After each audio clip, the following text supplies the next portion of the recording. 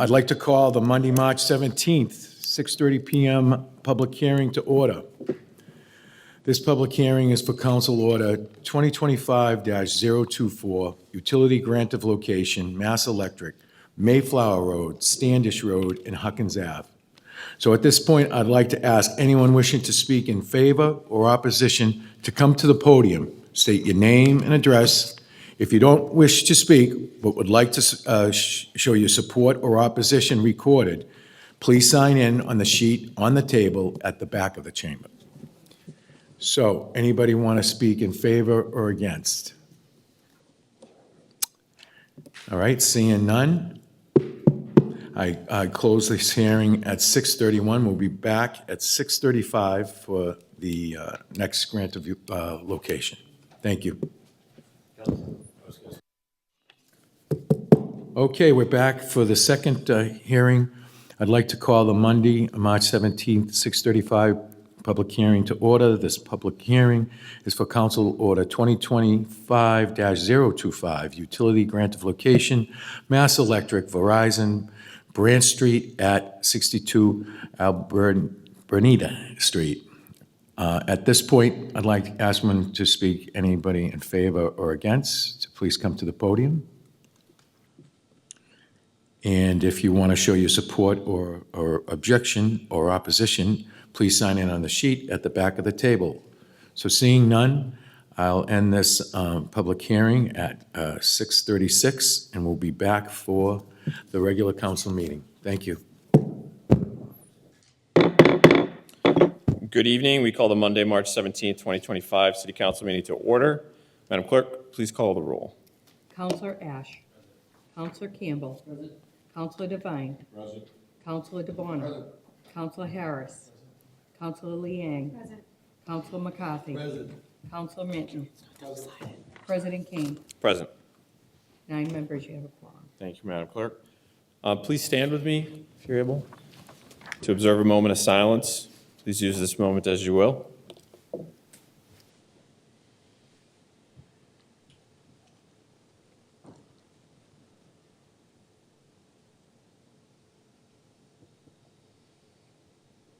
Please turn to the flag for the Pledge of Allegiance. I pledge allegiance to the flag of the United States of America and to the republic for which it stands, one nation, under God, indivisible, with liberty and justice for all. Madam Clerk, please read the open meeting law. Pursuant to the open meeting law, any person may make an audio or video recording of this public meeting and may transmit the meeting through any medium. Attendees are therefore advised that such recordings or transmissions are being made whether perceived or unperceived by those present and are deemed acknowledged and permissible. Thank you very much. And first item on the agenda, please, Madam Clerk. Open Space Plan Presentation, Commissioner David Murphy. Okay, we're going to have a presentation led by our Commissioner of the Department of Natural Resources, Dave Murphy. Please take it away. Good evening. President, members of the council, we're here tonight to present the updated open space plan for the city of Quincy. Just a few thank yous before we get into the presentation. First and foremost, I'd like to thank our environmental scientist, Heather Liss from the Department of Natural Resources, Rob Stevens from the Planning Department, our friends from the BSC Group, and the public that participated in the number of public meetings, boards, committees, commissions, as well as the public hearing that we had in relation to building this plan. But most of all, I want to thank Mayor Koch for his leadership and this city council for your continued support in helping bring a lot of these initiatives to life. I think without the continued support of this body, this is a plan that sits on a shelf and collects dust. As you know, whether it's the 2017 CIP, whether it is the annual CPC appropriations, whether it is your support of our annual budget that allows us to maintain these valuable investments that were made in the community, whether it's the special appropriations for Sailor's Pond, the Beachcomber, Pine Hills, Furnace Brook Golf Course, those don't happen without the continued support of this body and the continued leadership of Mayor Koch. So I did want to point out that we do appreciate all the support that we've gotten at this body. From a process standpoint, Heather will go through the full presentation this evening, give you an update about what an open space plan is, why we do it, how we went about doing it, and where we go from here. If it is received well, our hope is to get an endorsement from the City Council and then present it to the MAPC, which is the Metropolitan Area Planning Council. And then from there, it goes on to the state for their approval, which we then become eligible to receive, hopefully, a number of state grants to enact many of the plans and initiatives within the open space plan.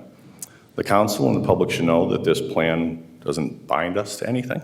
It creates a roadmap or a guideline that we hope to initiate over the course of the next 7 years or so. So with that, I'd like to turn it over to Heather for a full presentation of the plan itself. Thank you.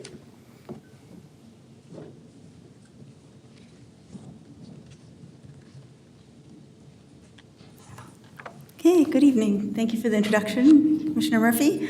Good evening, President Kane, councilors, staff, and members of the public.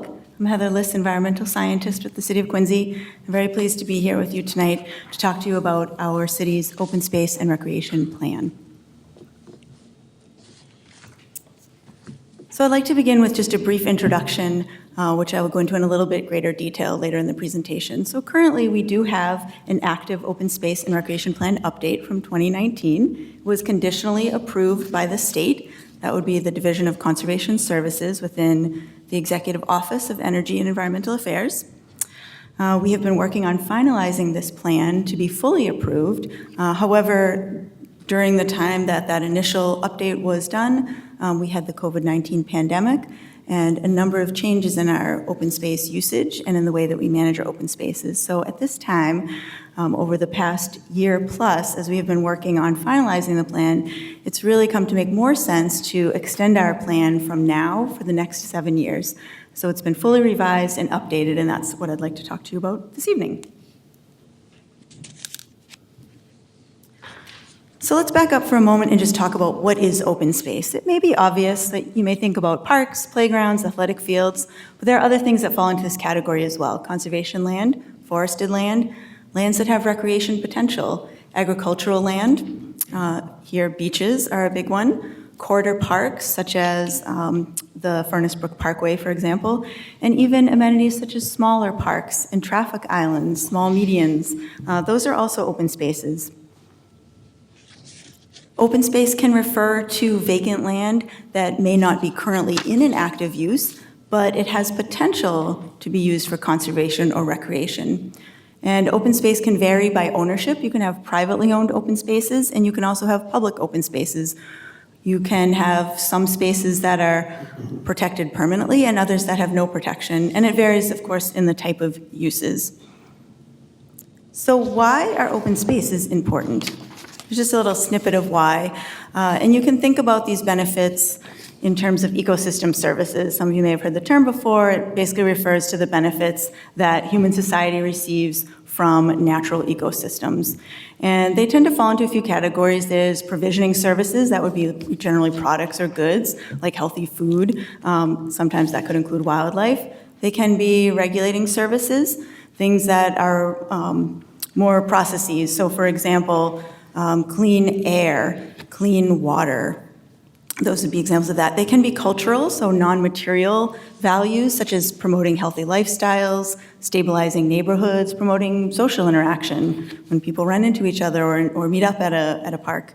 And they can also be supporting services, things that essentially allow life on Earth. So for example, and these are larger overarching things such as restoring soil fertility, flood protection, or we can even extend that to the water cycle in general. So these are all some things that happen locally as well as globally. And by the way, all of these things, I won't talk about this tonight, but they all have very high economic value as well, whether they're being in use or if it's more indirect.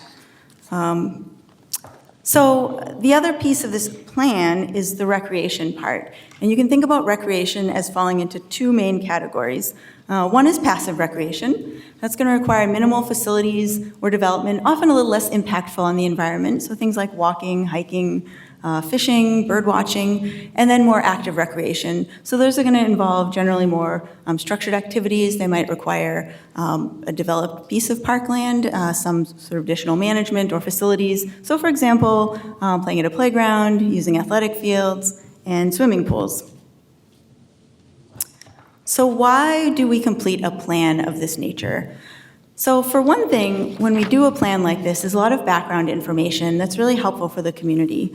So we can learn a lot about what the resources are in our environment here in Quincy from a recreational standpoint as well as from an ecological standpoint. And we can find out what residents want to see happen over the next 7 years. Just by doing a plan like this, it actually helps to encourage community protection and stewardship of our open spaces. And in addition, as Commissioner Murphy mentioned, it makes us eligible to apply for a number of state grants. For example, this is not an exhaustive list, but park grants, land grants, formerly known as self-help grants, Land and Water Conservation Fund grants, trails grants, and a number of others. Even grants that we may be eligible to apply for now, by virtue of having an approved open space plan, you typically get additional points on your application. And the state tends to look at, do you have goals that are across multiple plans, that show that the city is really investing and wants to invest in certain elements. That can really help with getting additional funds. So I'd like to walk you a little bit through the planning process of how we got here, because it's an important part of the plan.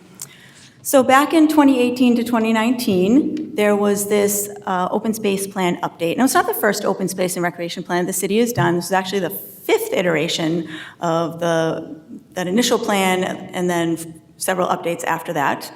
And as I mentioned earlier, the plan was submitted to the state. They did conditionally approve it. They provide some comments, maybe some things that they want this city to elaborate on or additional information that they want to add. And then the COVID-19 pandemic hit. And it was really difficult to focus on things like completing a plan because there were so many other things to deal with.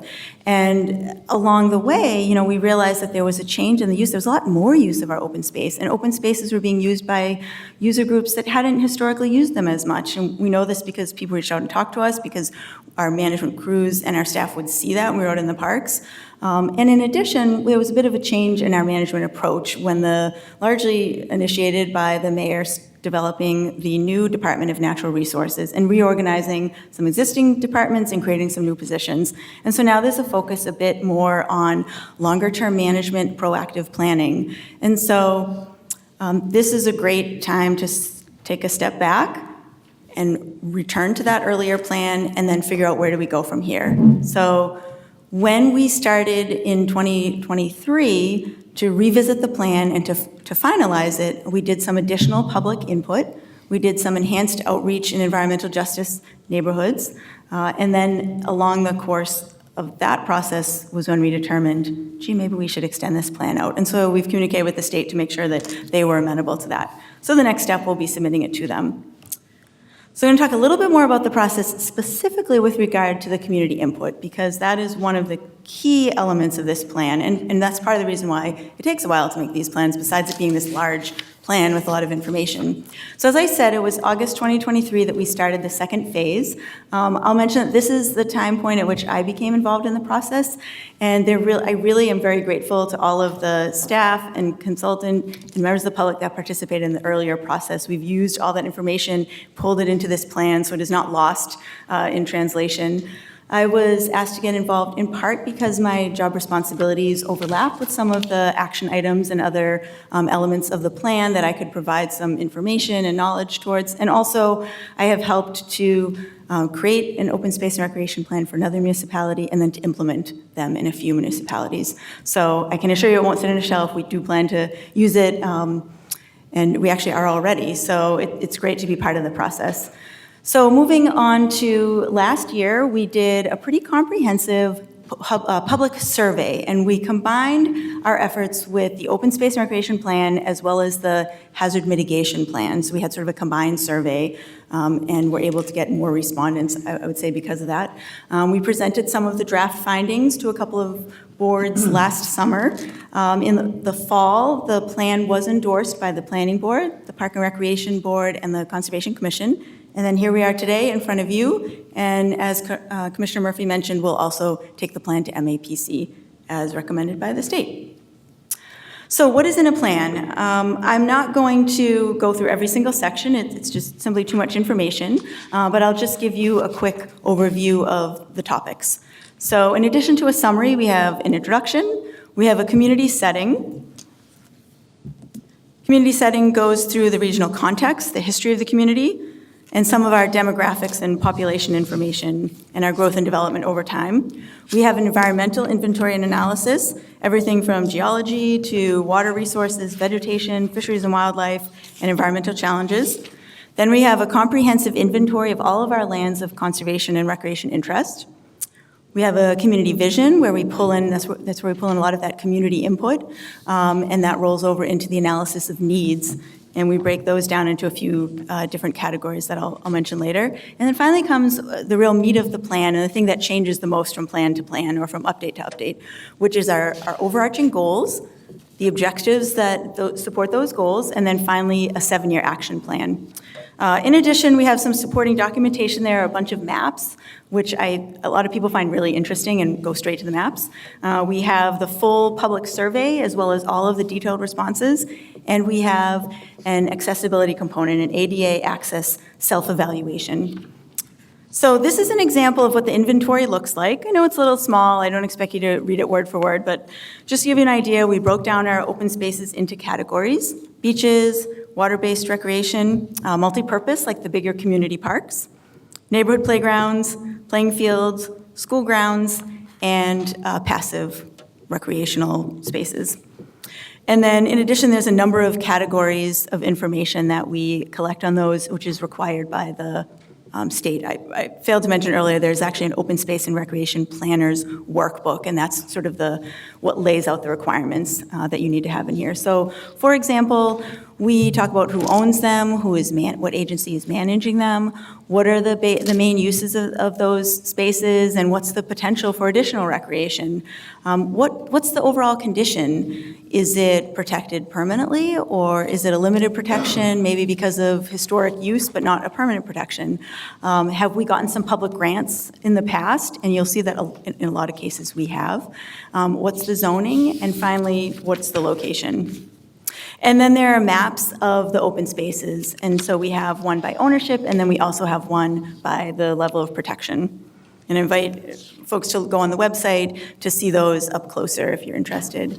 There's other maps that show additional information about our existing environment, from water resources to soils, to other land use tools that we use, such as zoning. And in addition, population characteristics such as our environmental justice populations based on minority status, languages spoken, and income. So the analysis of needs, I mentioned I'd give the categories. So we talk about resource protection, everything from sensitive resources to environmental issues like climate change and invasive species, management needs, which are largely categorized by the 5 divisions within the Department of Natural Resources, parks, forestry, cemetery, environmental and recreation. And then finally, community needs. This is just a very small snapshot, but these are, most of these are examples of things that factors that the public said were important or highly valued to them when it came to our open spaces and recreational amenities. The last 3 touch on some of the improvements and priorities that the public identified as things that they would like to see, but there is a lot more detail in the plan itself if you're interested. So this is just in here to give you a feel for where we came from with the 2019 plan to where we are now. And so I'll just read for you that the very first goal was to maintain and upgrade parks in a way that enhances cost effectiveness with high quality design and best management practices. So that is still one of our overarching goals. It's very normal for those goals to remain consistent over time. The first objective was to implement park improvements within the 2017 Park Improvement Bond. So obviously we needed to revise that. We also have Parks Department, we need to revise that. And happily, most of these projects here have been completed. So I'm going to just walk you through the 7 goals, just the goals and objectives. I won't talk about all of the actions because there are many of those. And so now we've changed that first objective to implement park capital improvements and open space acquisitions. We also talk about incorporating low-impact development in our site planning and design strategies when we're upgrading our parks or building new parks, using complete streets design when we're planting along roadways, encouraging and supporting interested groups in adopting and assisting with park maintenance. So that includes things like working with local garden clubs and other community groups. And continuing, this is a new one that we added, continuing our comprehensive maintenance inspection of all parks and playgrounds. It seemed really important as we're thinking more about maintenance. This is something we're already doing, but we're kind of expanding. So again, I hate slides like this where there's so much text, but it's more to give you an idea of where we are now.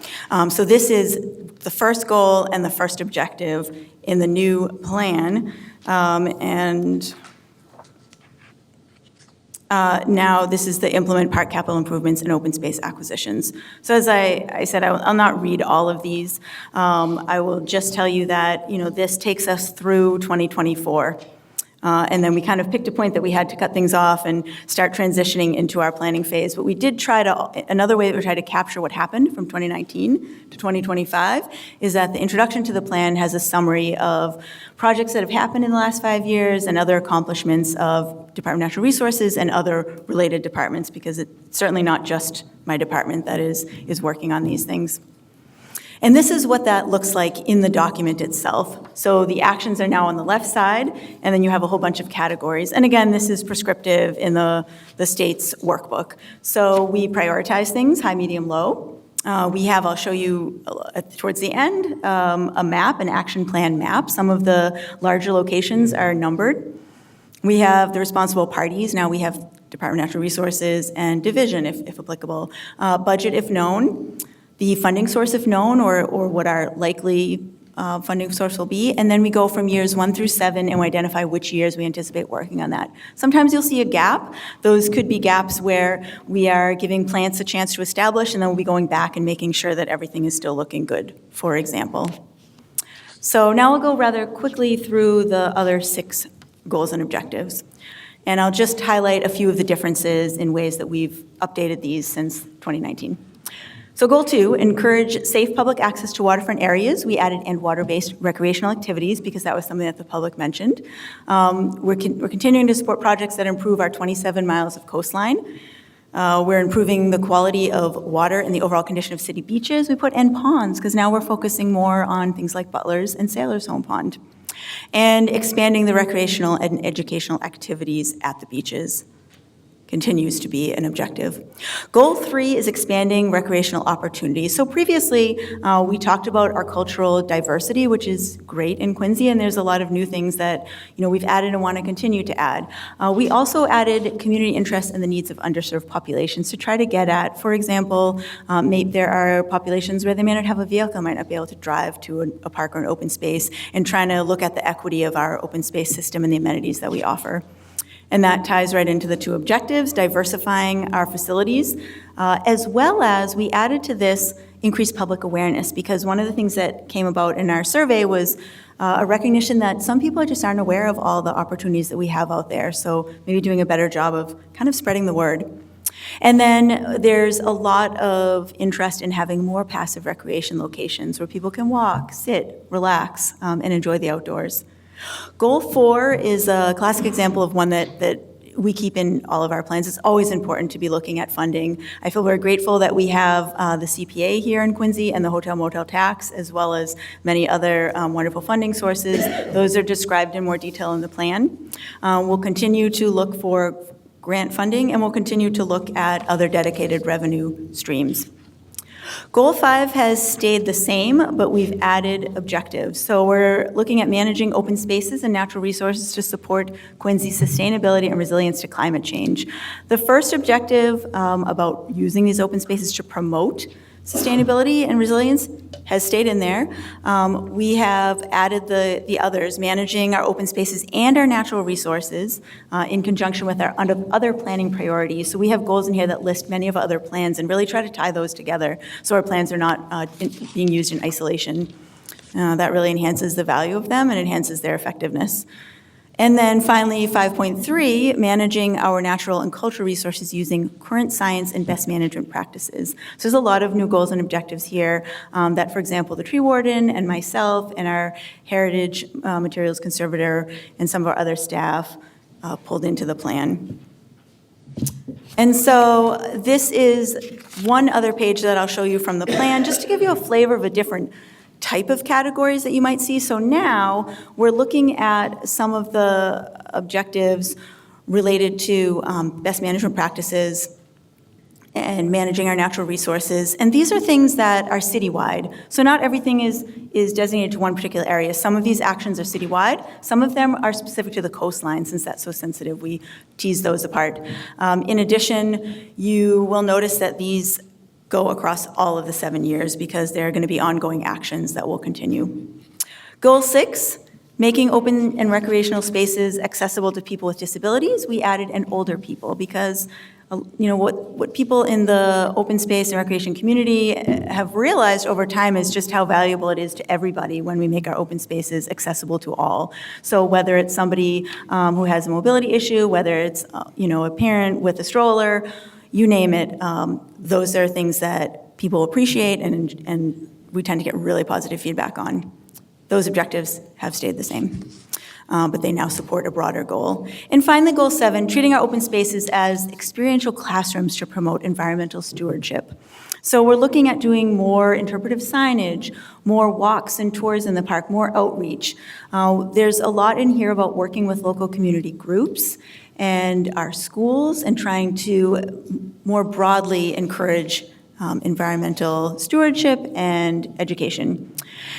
We also, in Objective 7.3, we're working more with our neighborhoods, and we would like to continue doing that. And then Objective 4, the last objective in the plan, is again capturing, trying to get the information out to folks. So we didn't have much in 2019 really focused on the website or social media, and we would like to do more of that, and we've heard from folks that they like it when we do that. So, you can see more of that in the future. This is, as promised, the action plan map. So it's a little different than the other maps. It's not our existing resources, but it is a visual representation of some of what we'd like to do. I just want to note about this that the items, the locations, I should say, that are numbered are simply numbered in the order in which they appear in the action plan. And then on the left side is a box for some of the citywide and coastline actions. We can't fit everything on here, but it captures many of them. And as Commissioner Murphy mentioned, it's important to note that, the things that are in this plan, we are not required to do them. Say some action item becomes infeasible for one reason or another. It's really for the city. It is a tool for us. It's not that somebody's checking up on us, but it is a great roadmap for us. And then on the flip side of that, should we think of additional action items that we'd like to do, we absolutely can do them. There's nothing stopping us. And many of the action items are deliberately broad to kind of allow for that flexibility so that we can, potentially apply for grants for something new that comes up. Finally, I'd like to stress again that this plan has not been done in isolation. There are many city plans that align with this. For example, the Hazard Mitigation Plan, the Housing Production Plan, the Wollaston Urban Renewal Plan, and many others. And we made a point to ensure that the goals aligned. In many cases, there's repetition because all of these things end up overlapping in reality. And it really helps quite a lot when you're trying to get things done and when you're trying to get funding for them. Similarly, there are state initiatives that also overlap. On the left, you probably can't read it, but it's the SCORP, the Statewide Outdoor Recreation, I've forgotten the end of that. And that is essentially the state's open space and recreation plan, and they really want to see that you're aligned with that. So we go into detail in the plan about that. The Healthy Soils Action Plan, and then some resilient mass plans. In conclusion, I'd just like to point out, I know the council knows this because it was in your memo, but for others, this is the website where we have the open space and recreation plan. So currently the draft is up there, the whole plan, as well as just that action plan, the 7-year action plan that is. When the plan is finalized, the final plan will be there as well, and we will keep it up. We will have it broken down into different sections because sometimes people like to go to one section or another. And with that, I thank you so much for your time. I'd be happy to take any questions. Thanks, Heather. Any questions? President recognizes Council McCarthy. Thank you. Thank you, Mr. President. Heather, great job. Thank you. You're busy. I know you're all busy. I know I bother Commissioner Murphy a lot. I think you've covered everything. I'm looking and probably speaking for every ward here that either something that's been requested, something that's been in the works, that's been finished. All the items, all the areas. I had a couple of items I just wanted to ask you in Ward 1, and one in particular before I forget is Manat Lake. Sometimes I get probably ahead of you guys a little bit too much, and I should make sure I pull you in also with the Mark Velpondo and some of the guys from the Water Department. They had some work done on some of the water lines, sewer lines down in Ward 1. They ended up into Manat Lake. They look like they've fixed a long-standing problem with the water that fills it in and comes out, and I think we've got a little more control over it. We're also looking at going down behind Lennox Street, that marsh that runs down to what I call the Willows, Babcock, and Stoughton. But I'd love to get you and the commissioner and the water department folks that I've been dealing with, possibly together, to have a little talk about that. I think we've come a long way in getting to the point where we can really clean up Manat Lake now that we've found a few long-term problems that were posing a flooding issue down there every once in a while that we couldn't control. I don't know if you've talked to Mark, Heather. Yes, I have. We've talked about a number of those issues. I'm aware of some of the work that was done on the pipes and there has been some changes in hydrology, which may be related to that, maybe related to some other environmental factors. It's sort of a work in progress. Definitely, yeah. So there is I believe I left the paper on the printer in the office, but I can assure that there is a objective within Goal 5 that talks about our marshes. And I tried to list as many as I could to stress that these are all critical places that we want to continue to restore as needed, or to continue to evaluate the hydrology, particularly if it's changing like Manat Lake. It seems to me that it's filled in a lot over the years and the characteristics are changing. I even noticed there's some of the plants that are in there appear to be healthier, marsh grasses, and some appear to be invasive grasses. So there's definitely more work to be done there, but I really appreciate that input. Yeah, and the list here, I think it's 5.2. That's Managed right. open spaces. That's the one. Manat Lake's the one that I just want to make sure you're totally engaged with us, because it started out as a sewer water issue. They jumped all over it. Underground Technologies, a company that a gentleman named Steve Deedy does some work for us, got involved, and we came up with a lot of answers. So I just wanted to bring that one up in particular, but I know that it's all ongoing, and the list is definitely complete. You've got everything covered, so that's great. Thank you so much for the input. It does really help to hear from individuals like yourself and the community who've seen these things change over time. Right. That input's really helpful. The other item I had mentioned to the commissioner a little bit, I wanted to bring up is somewhere in here. I wanted to mention the Maritime Center. I know it's kind of a combination of a new public building, but it's a recreational facility. And I know it's kind of a dual effort.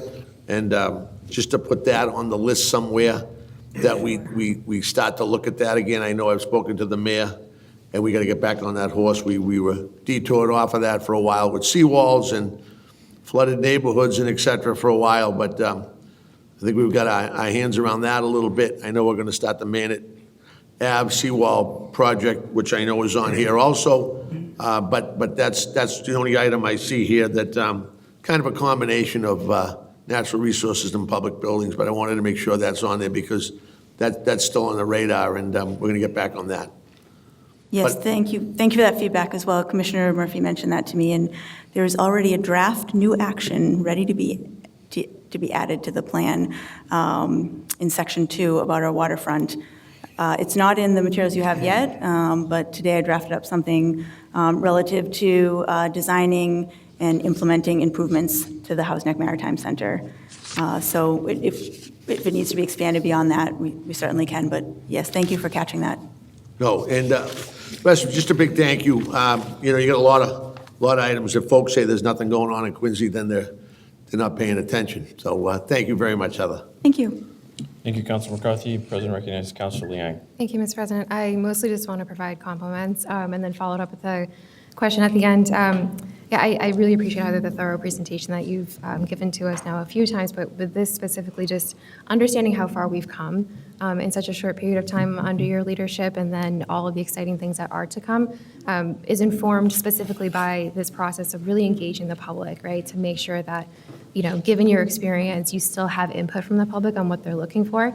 And I just want to, of course, commend the commissioner and thank you for making sure that it's inclusive and that the accessibility to the surveys and the feedback are in multiple languages. I see that that's a priority of yours as well under the leadership of the commissioner, and that, you know, means a lot to me. I think it really is interesting that it informs specifically the environmental justice slide. I don't know which number it is, but it really caught my interest looking at the summary of information there, right, to see that, you know, the bulk of the city really is considered environmental justice communities, if not like neighborhood. You know what I mean? Like when you're looking at other municipalities, there's like pockets of EJ neighborhoods, right? But to see that the bulk of Quincy is considered an environmental justice community, I think is really beneficial, right? To know that that opens up so many opportunities then for grants to fund all of these projects that you're looking to do moving forward. So I love it. I'm on board. I think that if you can explore and take advantage of any and all grants out there to supplement financially the work that you need to do that's so important, let's do it, right? And so again, just all the compliments to you both for the hard work and being proactive and not just leading with your expertise, but making sure that you're doing so with really intentional engagement with the community. So that's going to lead me to my question, which is what's next, right? Because this is a presentation today, there's no vote that we're taking. However, on the back of this memo, it does say that once you get the plan approved, that's when you can start taking advantage of these other financing opportunities. And to support that approval of the plan, you could use some support formally from this body, right? And so does that take place in the form of like a resolution that we need to pass, or do we just, you know, sign a letter under the president? Like, what does that process look like so that we can show our support for the plan to be approved to then allow you that opportunity to start going out and getting that grant funding? Thank you very much for the positive comments. Really appreciate it. Your point is well taken with the environmental justice neighborhoods. It's critically important. And as far as the support from this body, the state, you know, looks very favorably upon letters of support or endorsement from elected officials in particular. It doesn't have to have any particular language, but if this, you know, body feels inclined to do so, a letter of support or a letter endorsement would be wonderful. And then that would be included, the letter itself, within the plan. And that really is all that's needed at this stage. Okay. Then going forward, I think it would be based maybe more on a project-by-project basis. I can tell you that even, you know, in the last week, we've had a staff meeting with representatives from a number of departments where we were talking about some of the upcoming grant opportunities like the MVP, the Municipal Vulnerability Preparedness Program, for example. And Coastal Zone Management has some grants coming up, and we were actually trying to strategize around, well, which departments have some specific needs that might need to be funded. And it was wonderful to look around and see that multiple people had a copy of the draft plan in hand, and we're actually, you know, using that as a way to spark the conversation and think about where should we put that money, or our resources to potentially get money now. So, you know, those are the sort of conversations that I expect there'll be more of going forward. Okay. And then, you know, we'll certainly come back to this board. But, you know, it's a plan that once it's approved, you know, then it is complete for the next 7 years, but that doesn't mean that it's static in that we can't adjust. And so, you know, I've said to folks, if there's things along the way that you realize, oh, you know, would really like to consider this the next time, or have you thought about that, you can reach out at any time, even after it is quote unquote final. Definitely. You know, I get the sense from you again that you're very engaging in this whole process. But so when would you want the letters? If I assume they would come to you and then you can package it and send it off for like a full approval, right? Yes, So exactly. When would you ideally want any letters of support? So to come there's into you not by? a time limit per se. You know, we have a plan now that we're sort of is valid for another year. Having said that, should we apply for a grant, we could potentially be awarded funds, but we wouldn't actually be able to receive those funds until the plan was finalized. Right. So our hope was to wrap it up this spring, Okay. if possible. I don't anticipate the few remaining elements that we need to do like a final look at or adding in like the letter from MAPC, I imagine will be fairly quick. So MAPC has already taken an initial look at it. For example, we've already incorporated comments from them.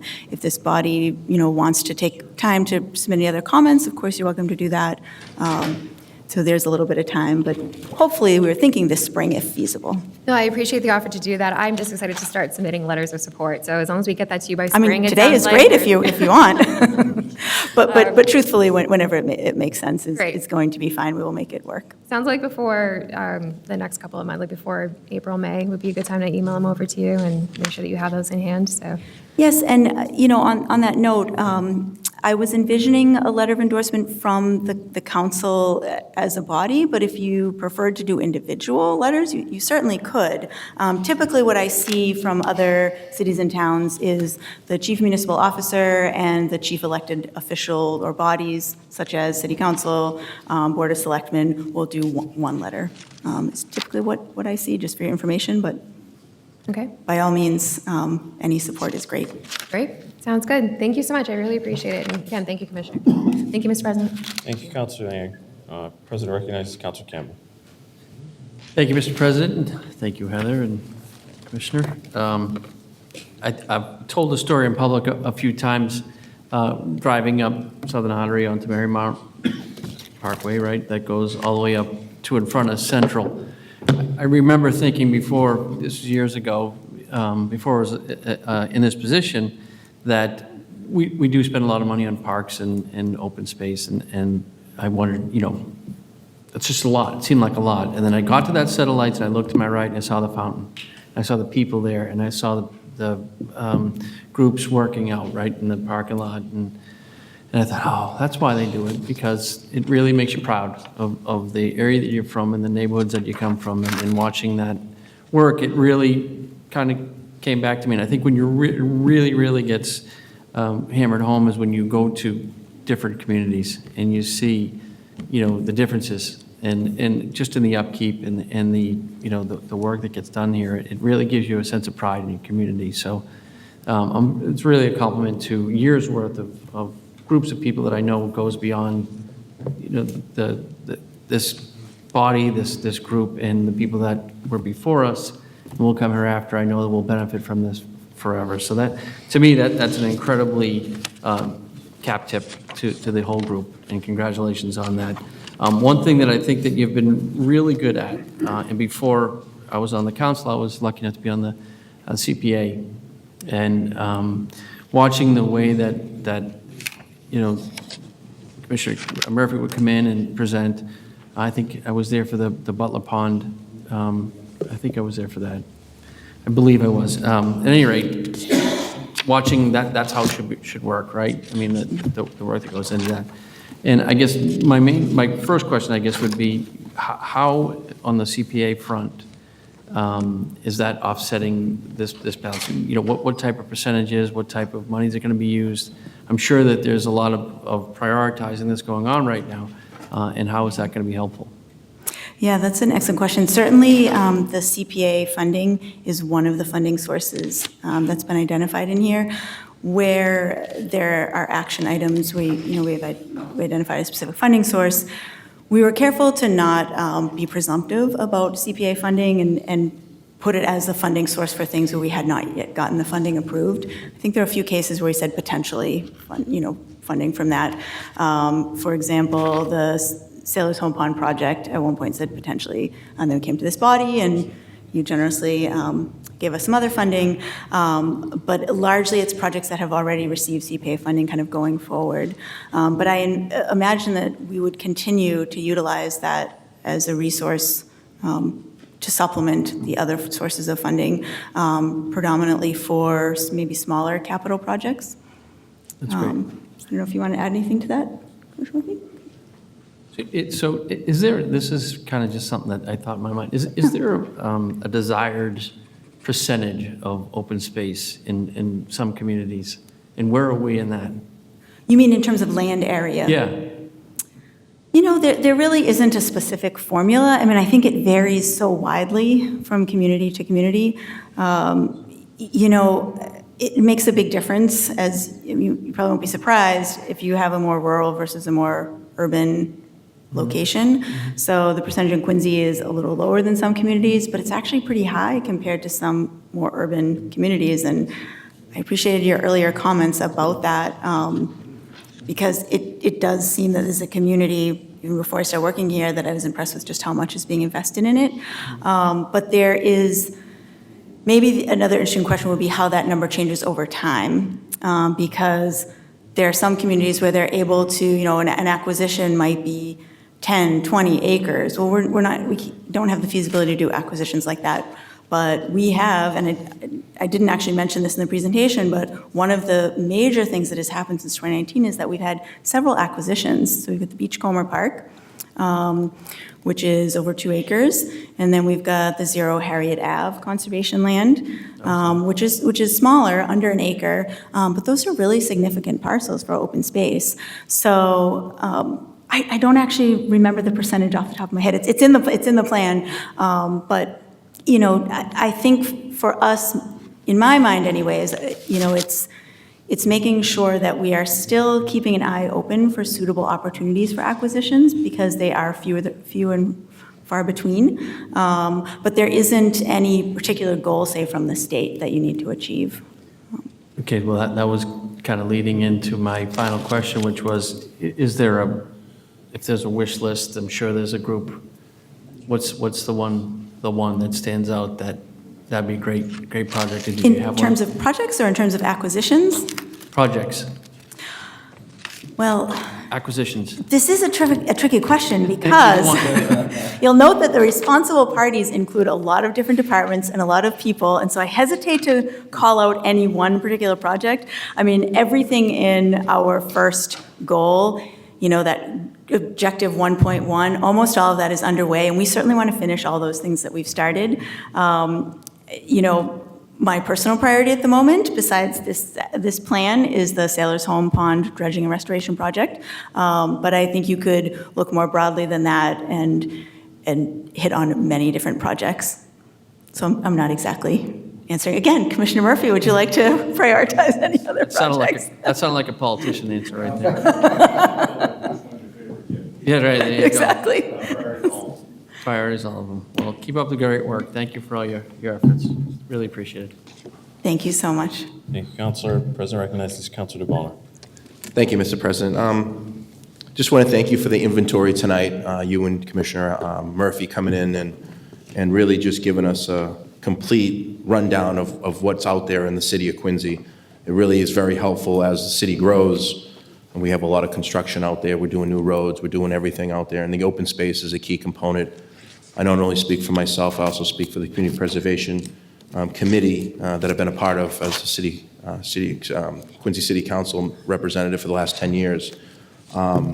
We appreciate everything you've done over the years. We've come, a lot of these projects that have come into fruition, we've come to the CPA funds for, and we couldn't fund them all. I know you were very creative with the Sailor's Pond with getting a grant fund of $1 million, which is fantastic. And our hotel motel tax is another tool in the toolbox that we've used in line and in conjunction with our tax funds. So I just want to thank you for being creative, because it's very difficult. CPA, obviously, over the years, as more communities have come on to the pot, especially like places like Boston, they take a big piece of the pie. I remember before, when I first got on, way back in 2016, we're almost dollar for dollar. As time goes along, as I think it's over 186, 190 communities of the 351 have come on circuit and have pushed the funding a little differently. So, I mean, over the years, what we've done is, especially the playgrounds. I know back in 2017, instead of doing playground by playground, we did 27 to 30 revitalizations of playgrounds across the city of Quincy. I think it paid off, because everybody in each ward throughout the city got something for the kids to go on right away. I think it was a win-win for us, what we did back then, and kids are still using them. And over the years, talking to Commissioner Murphy, just go in, put some more, wood chips in there and clean it up really good, and we just keep and maintain them very well. So they've been great. I'm looking over everything here.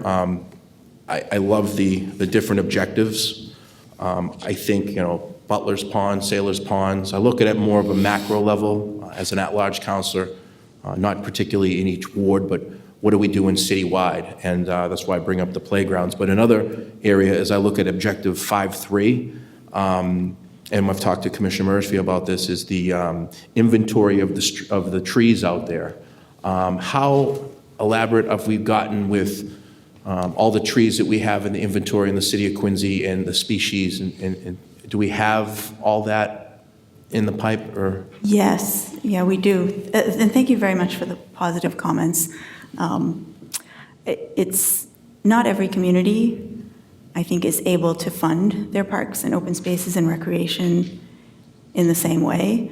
And it's really nice to work on a plan where I feel confident that, we're going to actually be able to do a lot, maybe most, maybe all of this. It's a really big deal, and it makes a huge difference that this council has supported so many things through the years, predating my time here, so thank you. As well for the CPA funding, it's an incredibly beneficial program to have. As far as the street tree inventory, it's actually quite detailed now. So we have the street trees all identified by species, by size, by condition. And in addition to that, it's sort of this living, breathing document where as maintenance is done, as inspections are done on those trees, that information is documented and pulled into the plan. Some of it you can actually access yourself on the city's website. That's something new that we've put up. Some of it is behind the scenes, and you'd have to sort of ask for the information. And then the next step for that is to do more of a management plan and some more strategy around keeping the forest healthy. And then, in addition to street trees, we also take care of the trees in parks and open spaces that are not directly adjacent to the streets. You talked about a lot of nonprofits that are out there, as well as other, PACs or whatever. Quincy Tree Alliance would very happily be happy with working in hand with you on these particular projects. I know over the years we've worked collaboratively with them on different species of trees. And just over the years, just being on the council and what we've gotten a handle on with the trees out there. I just want to thank you. Kudos to your entire department, Natural Resource, Commissioner Murphy, for really tackling was particularly a problem in the past, tackling the different trees. And then just educating them. If the tree is not dead, we can salvage the tree, we can trim back some branches, just working with the residents. Over the years, it's been a great partnership working with your entire, as we put on the tree warden with your department on tackling these trees. I mean, it was an issue years and years ago when we first got onto the council. And as time went along, just like we are right now with the different projects across the city, it's a process. And the funding, as we know, we're talking a lot about funding tonight. The prices have gone up quite a bit based on, printing of monies in 2020, inflation, and all these different things. So I just want to thank the entire department, Natural Resources, yourself, for going out into the community. I know you did a meeting in Ward 5 with Councilor Mitten on the Sailor's Pond, and I think the folks really enjoyed that, to see that you were very involved. And talking to Councilor Mitten just before the meeting about what can be underway with Sailors. So I just want to thank you overall for everything you're doing tonight. I'm looking forward to more talking and communicating and working together on making Quincy great. Thank you. Thank you so much. Thank you, Councilor. President recognizes Councilor Ash. Thank you, Mr. President. Thank you very much for the presentation. It's comprehensive, although I'm sure Commissioner Murphy doesn't want to pick a favorite child. I do want to just touch on the couple of Ward 2 specific projects in this packet for those at home that don't have it in front of them. And that would be first the parcel at 570 South Street, which was the car wash on South Street, and the city acquired that lot last year with some plans for modifications to the soccer field, and that that plan. Folks will see more parking, at least in the interim, but I'm looking forward to working with the department and everyone on that, as well as some enhancements to Faxon Park. We have here under Goal 3 to maintain walking trails and multimodal paths, and evaluate opportunities for new trails, and that's awesome as well. Outside of that, more kind of broad items that are touched upon here would be the taking into consideration the diversity of each neighborhood, which I think is really very important, and not something that I would initially jump to as a part of a plan like this, but after going through it, you see how important that could be. The different aspects and backgrounds for each neighborhood, as well as the ADA compliance piece of it, and how much folks that may be physically challenged can utilize and benefit from outdoor space. So I really commend you all in the department on making sure and kind of putting all this together in front of us, because although now that I've reviewed it, it's a no-brainer, but I wouldn't know where to start with kind of the different aspects and items. And so I thank you for that. And then the question that I had, if we're talking about park, I believe you said park, land, and trail grants. And I'm sure each of those could be varying amounts, but do we have a ballpark of how much potential money is out there once a plan like this is approved at our level and then kind of brought up the chain? You know, I'm sorry that I don't know exactly what the current ranges are for those programs, but I can tell you that I can think of some projects in the past that have received for park grants. So park is specifically for, land is typically, the land grants are typically for acquisitions. The park grants are typically for renovations of parkland. And I have seen park grants that ranged anywhere from $50,000 to $400,000. The Land and Water Conservation Fund grant, I've seen is $500,000. So they can be pretty significant. They can also be smaller. There's $10,000, $20,000 projects, but usually, they're generally larger pots of money. The trails grants tend to be smaller. That's a smaller grant program. One thing that's nice about the state grants is their approach tends to be that smaller is not necessarily it's not necessarily a problem. So if you have a valuable project, maybe there's a small section of trail that would really help you connect to larger open spaces, they're still willing to look at that. So it doesn't have to be a brand new park every time, that kind of thing. Great. Thank you. Sure. All set, Counselor? Yes, thank you. Thank you. President recognizes Counselor Minton.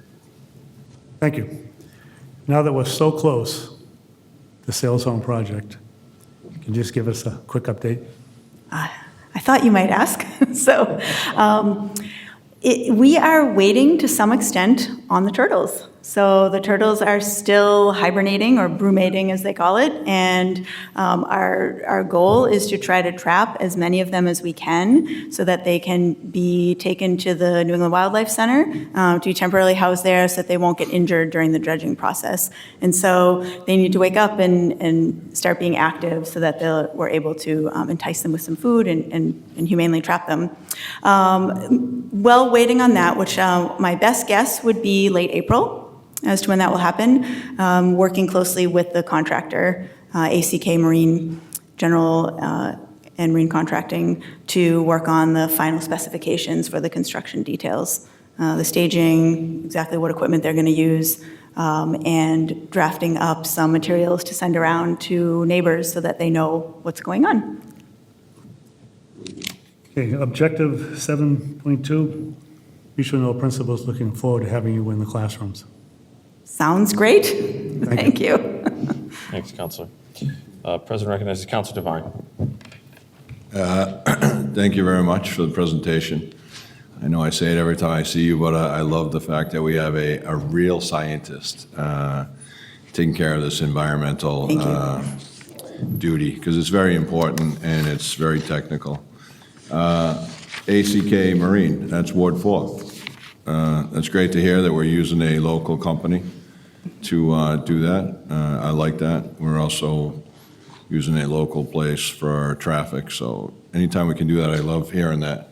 Talking about the trees, I don't think anybody really knows, but we won an award for almost 700,000 and change for some trees that was done by a grant. And all these things, it's really important for us. Like we're finding money that it doesn't affect our residents' real estate taxes because it's granted money from federal or state. And I just wanted to get that out there when I was hearing about all the trees. I know that the money's kind of frozen temporarily, I believe, but hopefully it'll be unfrozen and we'll be able to use that. But I wanted to say thank you very much for the presentation from you and the commissioner and planning department, because it takes everybody, a whole village, to work together to make sure it all meshes and works out. A lot of the stuff's already completed. We already have Kincaid, which is done. I saw part of that in there. We have one of the best playgrounds in Quincy, I think, is Kincaid. State of the art. It's used by every demographic and age group, from toddlers all the way to seniors, and it's very active. So great stuff. Thank you very much. Thank you so much.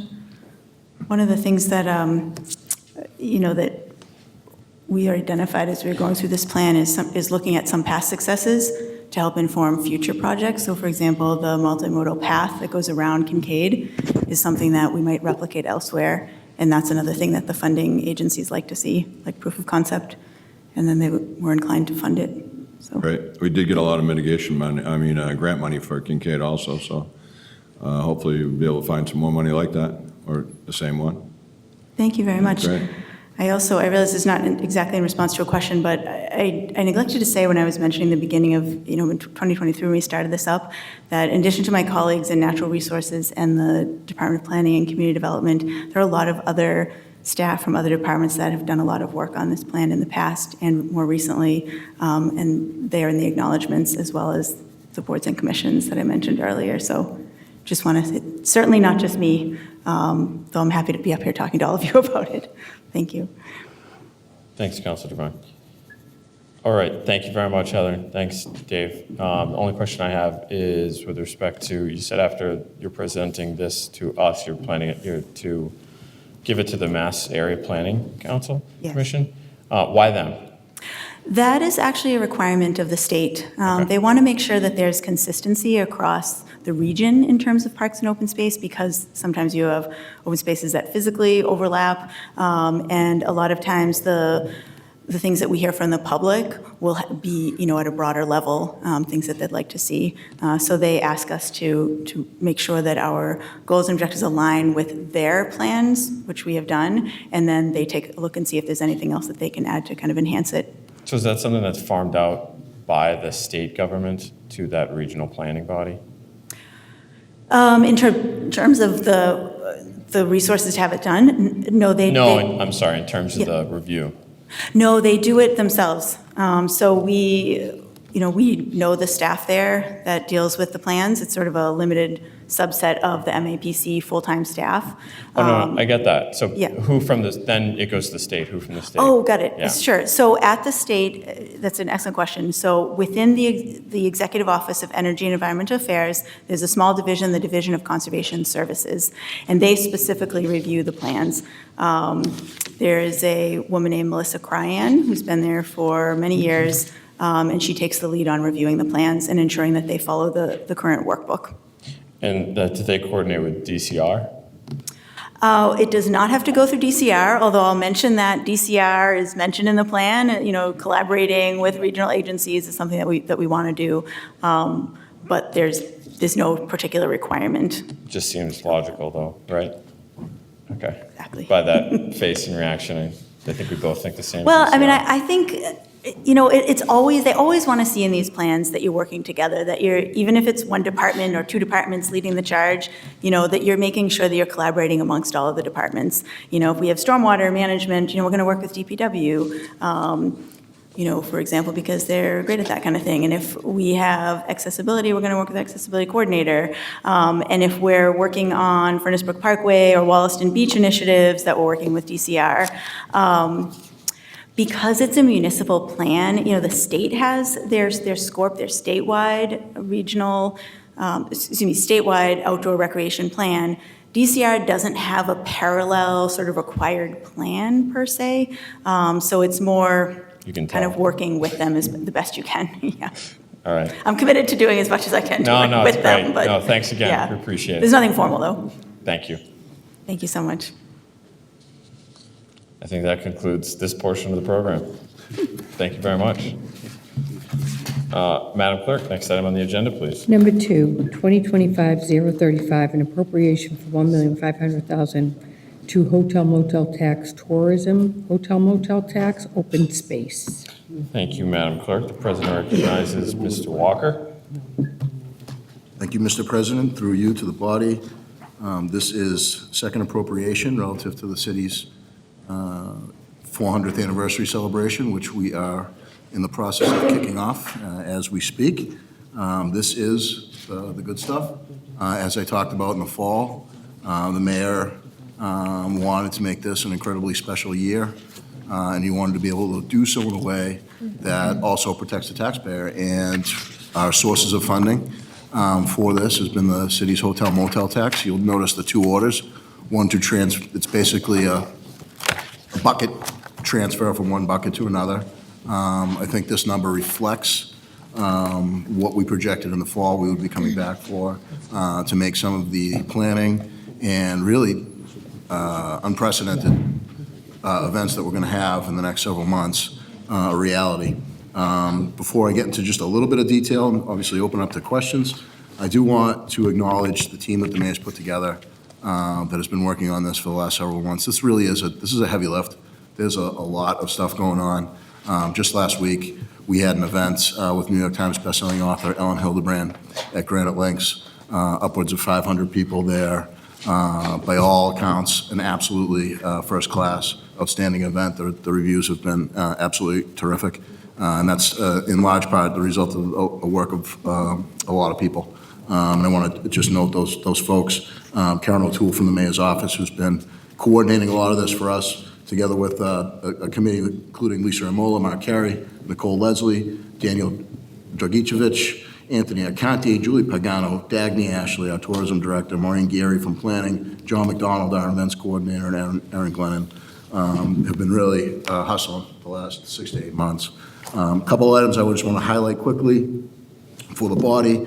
As I noted, this is hotel motel tax money, so this is money derived, the revenue here is derived from tax that every guest at the hotel in the city of Quincy pays. This is not general operating funding.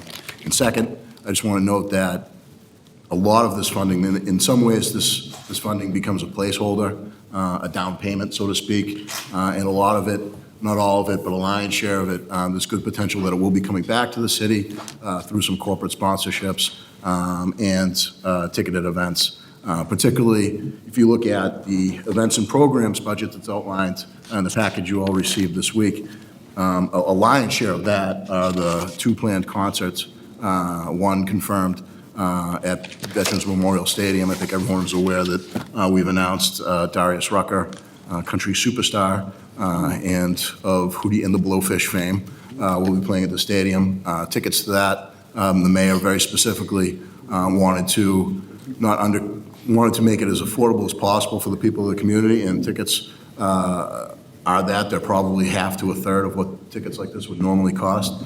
As expected, because of that, the tickets went very, very quickly. They sold out within a couple hours.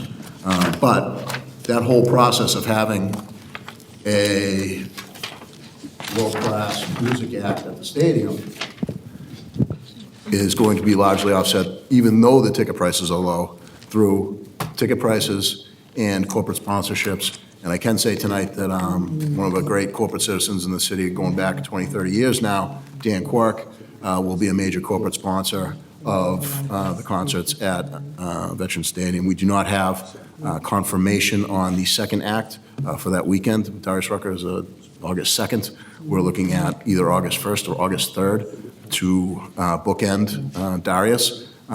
There's some economies of scale there, too, since we're already paying for the production and the stage. It makes sense for us to have a second act. A couple of the other things that go into events and programs, we're having a major maritime festival in July, a hot air balloon festival sometime over the summer, and I think that's in the fall, actually, but check quincy400.com for the full schedule of events. And obviously, as mentioned in your package, Flag Day, we're really going to turn it up several notches on Flag Day this year. There's going to be a number of different things that folks are going to see on Flag Day this year. So the Quincy 400 parade, the mayor's determined that will be the Flag Day parade this year. And there's a number of other associated events that are going along throughout the course of the year. Some will have sponsors, some will not. But this is where we feel we've landed on an appropriate budget. Thank you, Mr. Walker. Questions? President recognizes Councilor McCarthy. So we're going to make a couple of motions. Open space to tourism, tourism to Quincy 400. Yes, this Right. is to approve the tourism. One at a time, right? Move to hotel motel tax what is this? Hotel motel tax and tourism from hotel motel tax open space.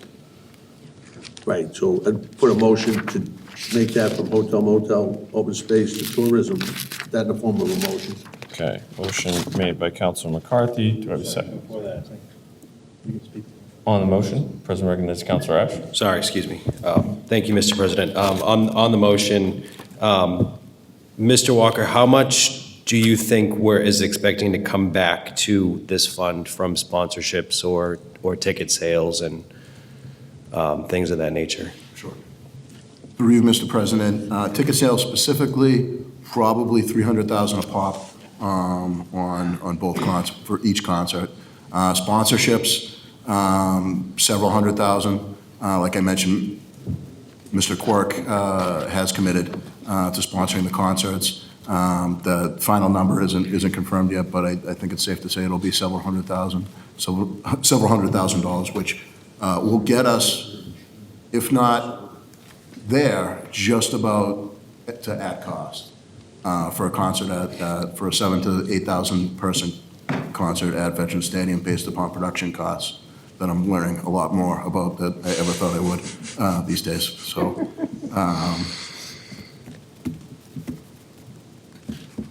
Okay, and Beyond that, I would, sorry, I didn't complete the answer, Counselor. Several hundred thousand conservatively for everything else. So there are a number of other sponsors. Santander Bank is sponsoring some events. South Shore Bank is on board sponsoring some events. There are a number of other groups, corporate sponsorships that are out there right now. Some of them still need to be finalized. But again, I'm comfortable saying that another several $100,000 on top of whatever we get for the two concerts at Vets. But just to be clear, that money goes back into this account? That's what Councilor Ash was asking? Or that will be used on top of? I would say that the money comes back to the city, the mechanism in which it does, yes, I would say yes, it comes back to we would probably need to do a subsequent appropriation to get it back into the fund because I think it would go into the Quincy 400 and then go back in. But I would suggest that what we're laying out here is what we're projecting. So we're kind of using this like a credit card? Correct. Okay. Yeah, thank you, Mr. President. The notwithstanding any of the transfers that will have to happen when the money comes back in, just the question would be whether the money is going to come back into this account at the end of the day. So thank you. And then are we expecting an actual, we're going to have more people in the city, and I would assume we're expecting or anticipating, hoping for more money coming in through the hotel motel tax mechanism, correct? Absolutely, Councilor, through you. That was actually the third piece of that answer on the revenue, that the better we do, relative to some of the scope of these events and the marketing of these events. The more people we're going to have in the community, the more people we're going to have staying at the hotels. We're already have been talking to the hotels relative to the Darius Rucker concert. We do expect there to be a good component from out of town, although there's going to be a lot of folks from Quincy there as well. And then my last question would be, and of course now it's escaping me, are we anticipating any further funding requests for Quincy 400 activities? No? Thank you. Thank you, Councilor Ash. On the motion, the President recognizes Councilor Campbell. I'd like to thank Councilor Ash for asking the two questions that I had. The anticipated revenues that would come from the hotel and restaurant. I would imagine that was definitely one of my questions. And the other one was, were you going to come back for more? And you answered both of them. So I appreciate that. That's all I had. Thank you, Councilor Campbell. All right, so we have on the motion, President recognizes Councilor Devine. To Mr. Walker, are there any concerns of, the mayor tried to keep the pricing down low, which is excellent. I love that idea. Are there any concerns of people scalping tickets? Thank you, Council, for asking that question. There is, but it's also not as easy to do as it was back in the days when you were probably hanging out in front of the garden buying tickets. Wow. Me?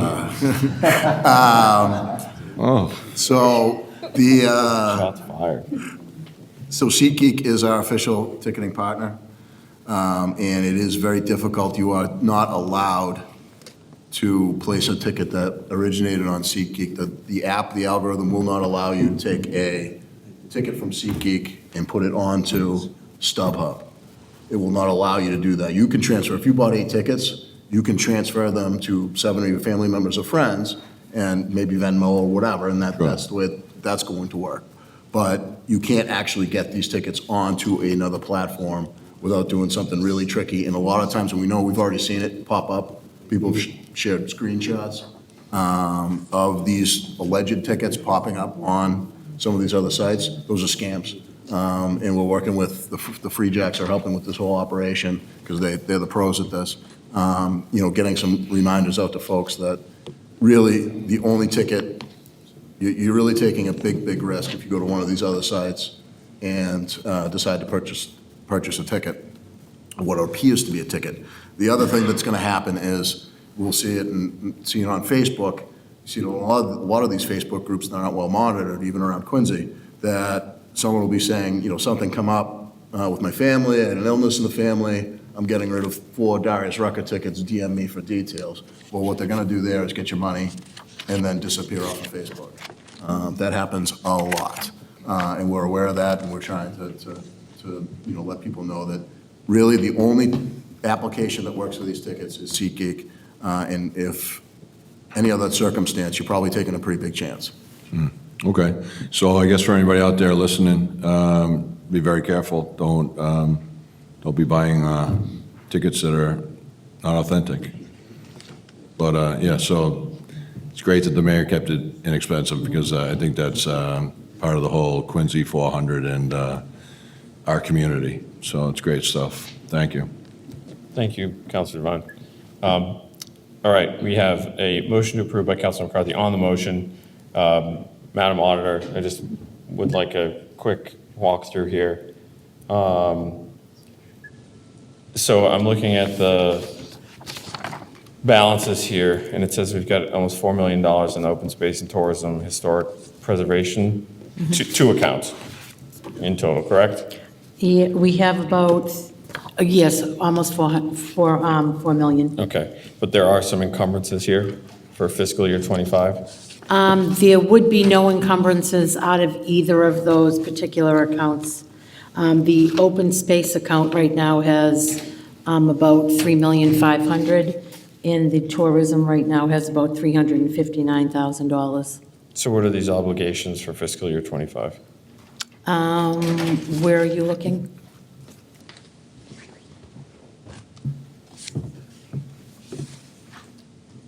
Oh, just the tree planting, what that is in the budget for fiscal '25, and you will vote on that at the end of the fiscal year, at the year end. The tourism department, the 346, is actually the fiscal '25 budget, so there are those obligations there that you will take out of that money. And And you have The the debt debt service payment that will be paying back the general fund. so, just to be clear, this says the net available is about 1.3 million. Yes, but keep in mind, there's only been 2 quarters posted, so we will be receiving revenue for 2 more quarters and before the end of the Just want to be fiscal clear, so year. we're basing this on projections, so there will be enough money. in Yes, this there will account be by the enough time- money, yep, Got it. there will be. Okay, so motion made by Counsel McCarthy, do I have a second? By Counsel DeBona. Madam Clerk, please call the roll. Counselor Ash. Counselor Campbell. Counselor Devine. Counselor DeBona. Yes. Counselor Harris. This is what Counselor Liang. Counselor McCarthy. Yes. Counselor Minton. President Kane. Yes. 9 members. Thank you. Okay, Madam Clerk, next item, please. Number 3, 2025-036, an appropriation for $1.5 million to Quincy 400 from hotel motel tax tourism. Motion approved made by Counsel McCarthy, seconded by Counsel DeBona. On the motion, not seeing any. Madam Clerk, please call the roll. Counselor Ash. Counselor Campbell. Counselor Devine. Yes. Counselor DeBona. Yes. Counselor Harris. Counselor Liang. Counselor McCarthy. Counselor Minton.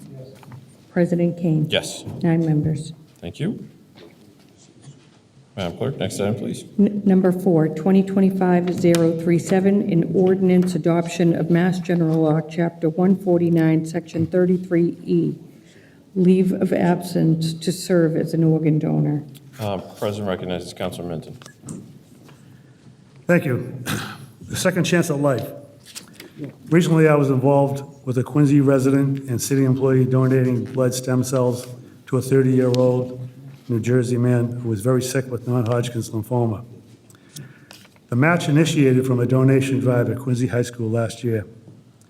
During the 3-day stay in New Jersey, I had the opportunity to talk with one of the doctors at the Hackensack Meridian Cancer Center.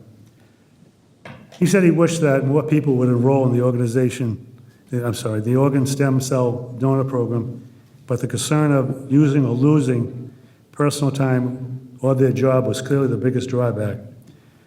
Most donors on the registry got there because someone they knew needed a transplant or stem cells, but they weren't a match.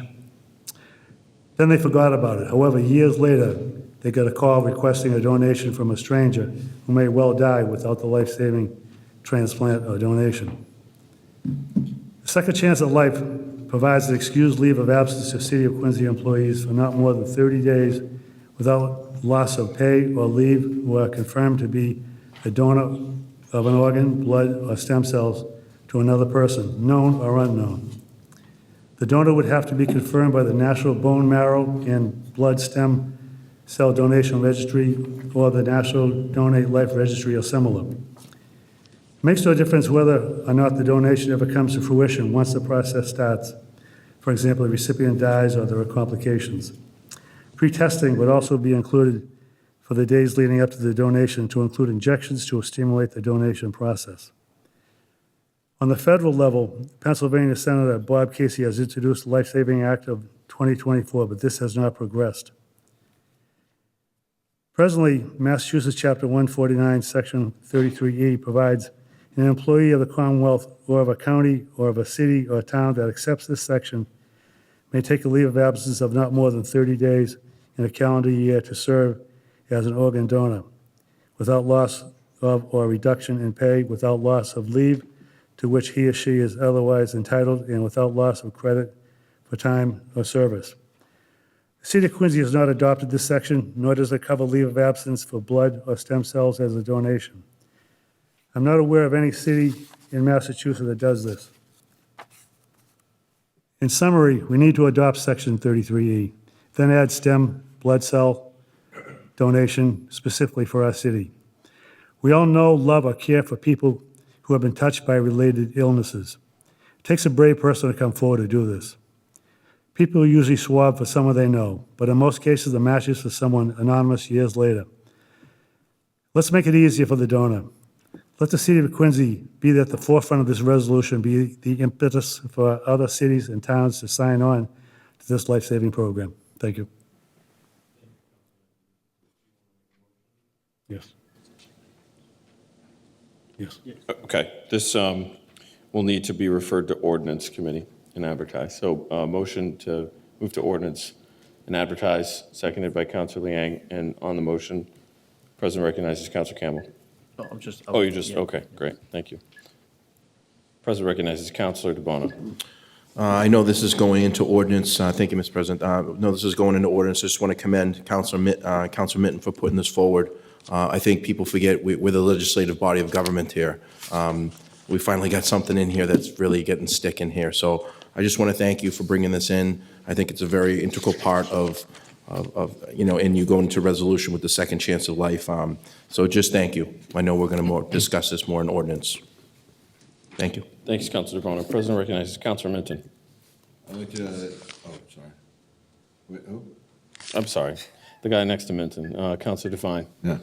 It's like to reiterate. It's coming up on that. Minton tonight, so. I want to say thank you very much to Councilor Minton. I'm very proud of you. It's, these are the types of things that we do here. And a lot of people have been working in the past few years to get things like this up here. And it's great that you were able to find it and figure it out and get it done. So great job. Very impressed.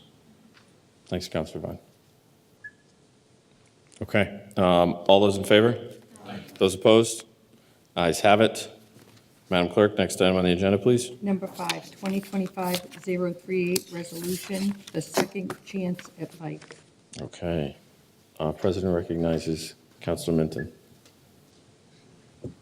You went through, yeah, just thank you again. Can you refer to this to ordinance? Yes. Okay. Motion to move to ordinance, seconded by Councilor Liang. All those in favor? Oh, I'm sorry, we're actually going to put this in ordinance, but we're going to roll call this to approve it. So, Madam Clerk, please call the roll. Counselor Ash. Counselor Campbell. Yes. Counselor Devine. Yes. Counselor DeBona. Yes. Counselor Harris. Counselor Liang. Yes. Counselor McCarthy. Counselor Minton. Yes. President Kane. Yes. 9 members. Okay, great. Madam Clerk, next item on the agenda, please. Number 6, 2025-039, resolve enforcement of Council Order 2024-045. President recognizes Councilor Liang. Thank you, Mr. President. So I just want to say briefly that this is a vitally important issue to me, and it's not meant to be a marking of territories. We have passed, and the mayor subsequently signed into law, that the municipal school buildings are to be closed on Lunar New Year. We would hold any city entity to the same standard for ordinances that have been passed by this body. So again, let me be clear and let me be brief. Despite what some people may try to attest or assert, this is not about a marking of territories, but rather the issue at hand. That is, that an ordinance was passed by this body, has since been signed into law, and as such, as any other ordinance following the same procedure, needs to be enforced. So with that, I'd like to make a motion to approve this resolve. Thank you. Motion to approve made by Councilor Liang, seconded by Councilor Harris. On the motion, President recognizes Councilor Harris. Thank you, Councilor Kane and Councilor Liang. Thank you for bringing this forward. I'm probably not going to be as nice as you just was. First, I'm going to briefly speak about the staggering number of Ward 6 students that stayed home on the Lunar New Year. North Quincy had 800 plus or minus. These numbers I'm given are pretty close because I had the exact number on my desk at work, and I was looking at them, and I had to leave work today, and with something else, and I left it there. But from memory, I'm trying to get them as close. But the numbers were staggering. Atlantic Middle School. I'm just talking about Ward 6. Atlantic Middle School, 350 plus or minus. The Parker, 200 plus or minus. And Squantum School was the smaller number, 50 plus or minus. To me, staggering numbers. The facts are clear. The school committee has tried to circumvent the law that was approved by this council, this body. Then it was signed into law, as was mentioned by the mayor. And the action taken by the school committee with respect to the Lunar New Year holiday is interpreted by many as a malicious civil rights violation. I'll be contacting both state and federal departments of justice's civil rights divisions. I'll try the OCR, the Office for Civil Rights, and again, to reemphasize, I'll be contacting all government agencies that will listen to me on this matter. Certain members of the school committee, without hesitation, has brought this on themselves. Many of the members of the community of Ward 6 has taken this very personally, and I don't blame them. It really didn't surprise me that the members of the school committee, which voted to follow the law, not to follow the law, making Lunar New Year a recognized holiday, didn't attend this year's Lunar New Year celebrations, opening ceremonies that we were all invited to. It truly paints a true picture, which is easy to see. It's a clear image of disrespect. Thank you for indulging me. More to come. Again, second the motion. Thank you. Okay, thank you, Councilor Harris. So we have a motion approved by Councilor Lang, seconded Councilor Harris on the motion. President recognizes Councilor Minton. Thank you. I approach this with a kind of a different perspective. School committee members were elected specifically to make decisions relevant to our schools, whether it be curriculum, staffing, union issues, or day-to-day operations. I have confidence that the school committee has the best interests of our students, the parents, and the professionals who educate our children. This is their job. I don't believe it's for me to overrule their decision. Thank you. Thanks, Councilor Minton. President recognizes Councilor McCarthy. Thank you, Mr. President. And I have to commend Councilor Liang for staying on this. I know it's a passion and it's a commitment. The Asian community over decades now have, in my opinion, turned Wollaston and North Quincy around. Not only the community involvement, but the kids' involvement, the students' involvement in all of Quincy, but especially in that area. I just kind of rambling with a couple of thoughts just to throw out there. This is the same ordinance that we're looking to get enforced. Do we end up where we were the last time? I know that Councilor Harris made a few comments and making a few phone calls, and but I guess my question, are we going to end up right back where we were? I, myself, fully support a Lunar New Year to go on the schedule for the city. I don't know why it didn't happen. I know it's 0 for 2 now. I look at the Asian population, and I know in here, in the write-up that the 40% of the school's population, more than 1/3 of its overall population, I think they should be on the map. They should be involved, and that should be honored by the city. And I know what Councilor Minton just said in regards to that. The school committee sets the calendar, and they do.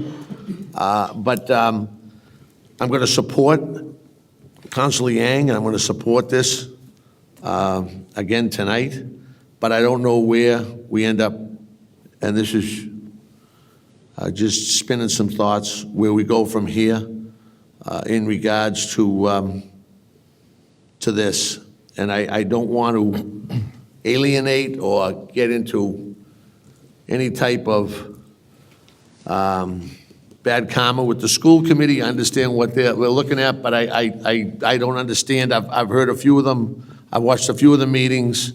I don't understand their entire thought process on the cons of why a Lunar New Year isn't on the calendar. And I don't know, I don't want to go outside or as one school committee member said to me, to stay in my lane, but I usually go out of my lanes all the time. I'd really like possibly us to get a listing of all the cons of why it is and why it doesn't fit into their schedule of having a positive vote. I know they were close to last time, but I think that this should go through, and I'm going to support Councilor Yang on this. Thank you. Thank you, Councilor McCarthy. President recognizes Councilor Devine. We went through this last year, and I wasn't comfortable with it. I do respect Councilor Liang's opinion, and it's clearly everything we have to talk about and make decisions on is always going to be difficult because it's not cut and dry. It's, nothing's that easy. But with that being said, I'm not the school committee. The school committee was elected by the exact same people that elected me, and they didn't ask me to police the school committee. So, as much as I'd like to see it, I kind of think that it would be a good thing. I don't know. I'm not going to pretend to have any understandings of exactly how they came up with their opinions and why they do it, but I do know that they've been doing it for a long time and that they're professionals, and I'm going to leave their job to them, and I'm going to try and focus on my job. I'm new, and I want to do my best. I do appreciate everything that Councilor Liang's done, and I recognize that we have a major amount of Asian people in our community, which I respect very much, but I'm going to have to say no on this. Thank you. Thank you, Councilor Devine. President recognizes Councilor Ash. Thank you, Mr. President. I would like to start with recognizing school committee member Courtney Perdios is in the audience, and I know that she supported this at the school committee level.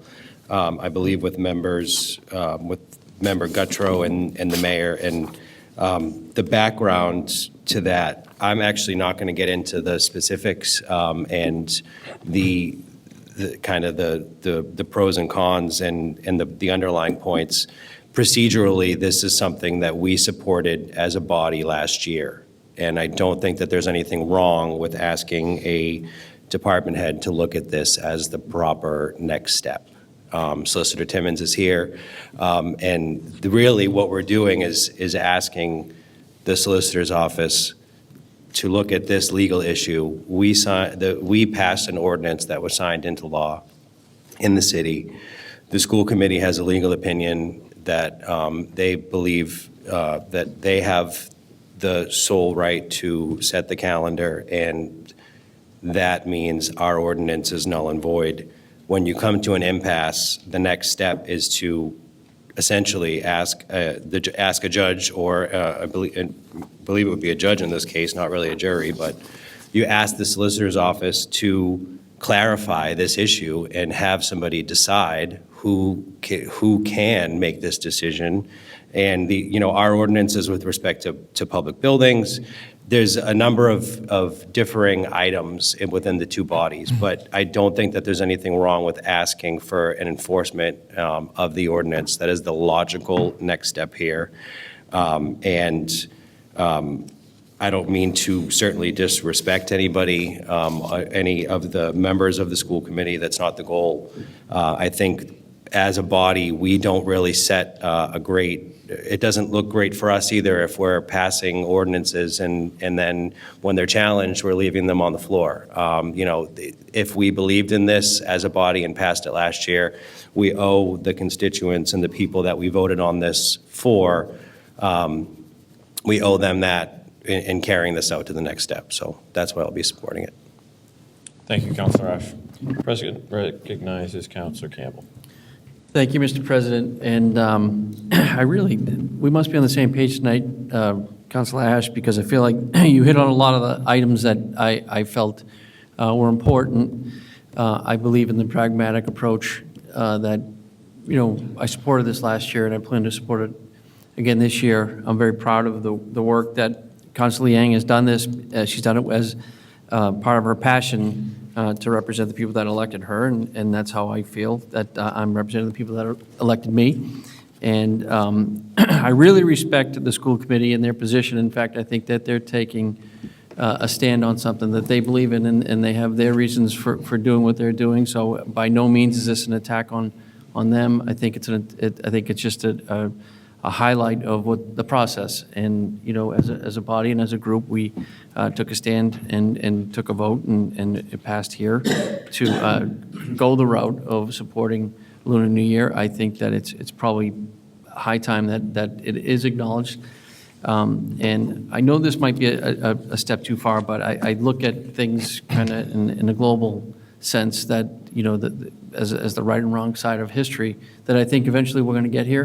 And I think that we, as a body right now, are pointing in the right direction. And I think that hopefully in due time that the right side of history will be that there will be an acknowledgement of the Lunar New Year. And I hope that at some point we can get there. And I plan to fully support this. And I really do commend Councilor Lang on all the work that she's done to bring this to this point.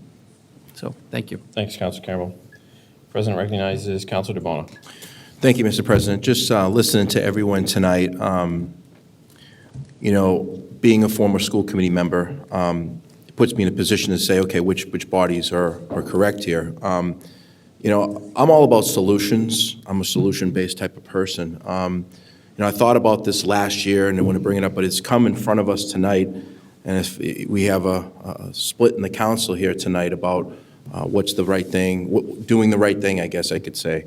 I've come to some type of conclusion that we can maybe have is how does school committee and city council work together or talk amongst each other as a group? And thinking back here, I've been the education chair here in the city council for the last few years, and when I first got onto the council in 2016. I don't know if it would be okay to talk to Councilor Liang through you, Madam President Kane. If I could talk to Councilor Liang about possibly allowing the Quincy School Committee and the City Council to deliberate on this and have it as an education, meeting of the two bodies and allow us to all discuss it out in public. Because right now, it's in a position where other colleagues on this committee, as a city council member, feel differently, and it's very conflicting here. But I feel like, the job of the city council, we approve the budget goes to the city school committee, and then there's policy made over there. I support the Lunar New Year. However, as a holiday, I've always supported it for number one, but the school committee has not approved this the last 2 years. They've approved their calendars as is, but originally it was a 6-1 vote with Courtney Ponios being the only person, and then the mayor the following year went to a 5-2 vote, and this year it's a 4-3 vote. So I think the meetings of both parties, I think, would be a solution to have all members of the school committee, the mayor, and the city council come together as a meeting. I'm only putting that out there. This is not a formal, this has to be brought up in new business, but I think it's a solution to have everybody talk about it. We can fit a couple of people around this well and put them in line with us. So It's only a recommendation, it's only I'm going to ask through you, Mr. President, to Councilor Yang, if that is a possibility. Councilor Yang? Sure, thank you, Mr. President.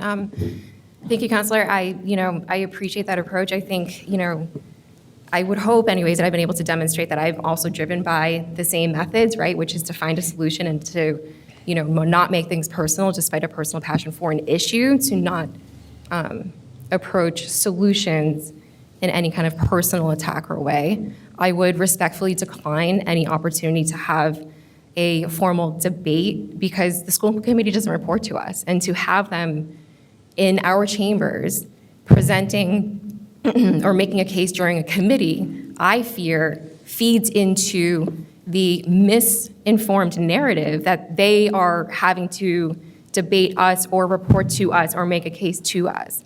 They are an elected body, as my colleagues have emphasized. They've had their own debates and deliberations, as they should, within their purview, and they made the decisions that they did.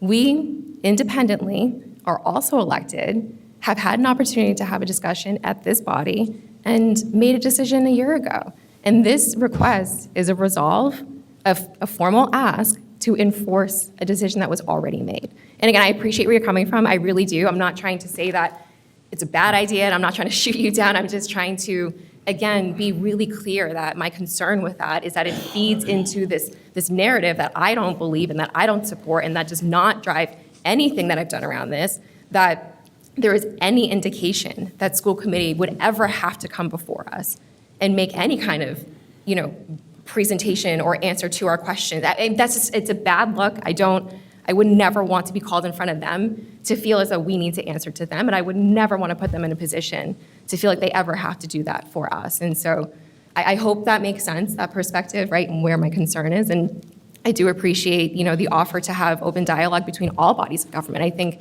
between us, school committee, and the mayor's office, right, like between all three bodies of government, we need to make sure that we're always communicating on this and really any issue, right? We disagree on the approach, I think, but they're independent decisions. They're independent votes that were taken. And again, I don't want to take any step that's going to go into the direction at all about feeding into the misperception of what's happening. So that's my approach, my perception on it. And again, want to just clarify that this isn't a debate to pass a new issue or debate a new issue. It's simply to say that there was an ordinance that was voted through, and I would just like that ordinance enforced.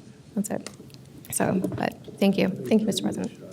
Thank you, Councilor Liang. Thank you, Councilor DeBona. Before I recognize you, Councilor Devine, Solicitor Timmons' name has been summoned. I'd love to have you have 2 seconds to jump up here? Yes.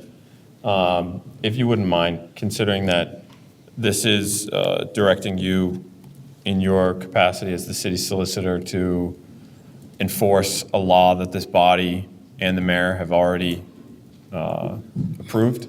So talk to us about the logistics here. Well,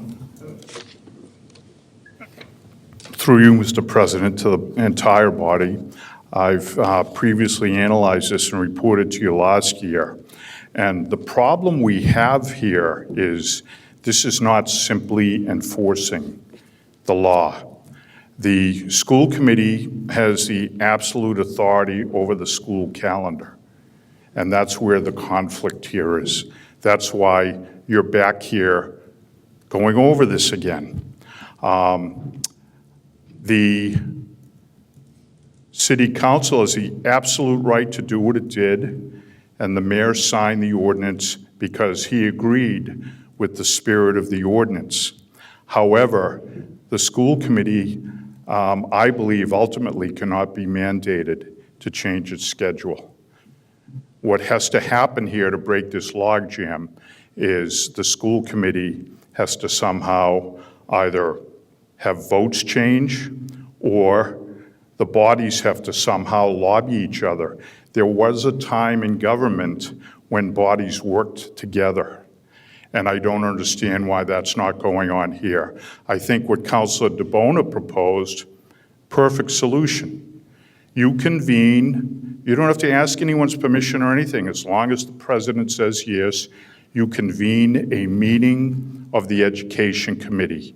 You define what the issue is, and the issue will be the merits of your ordinance.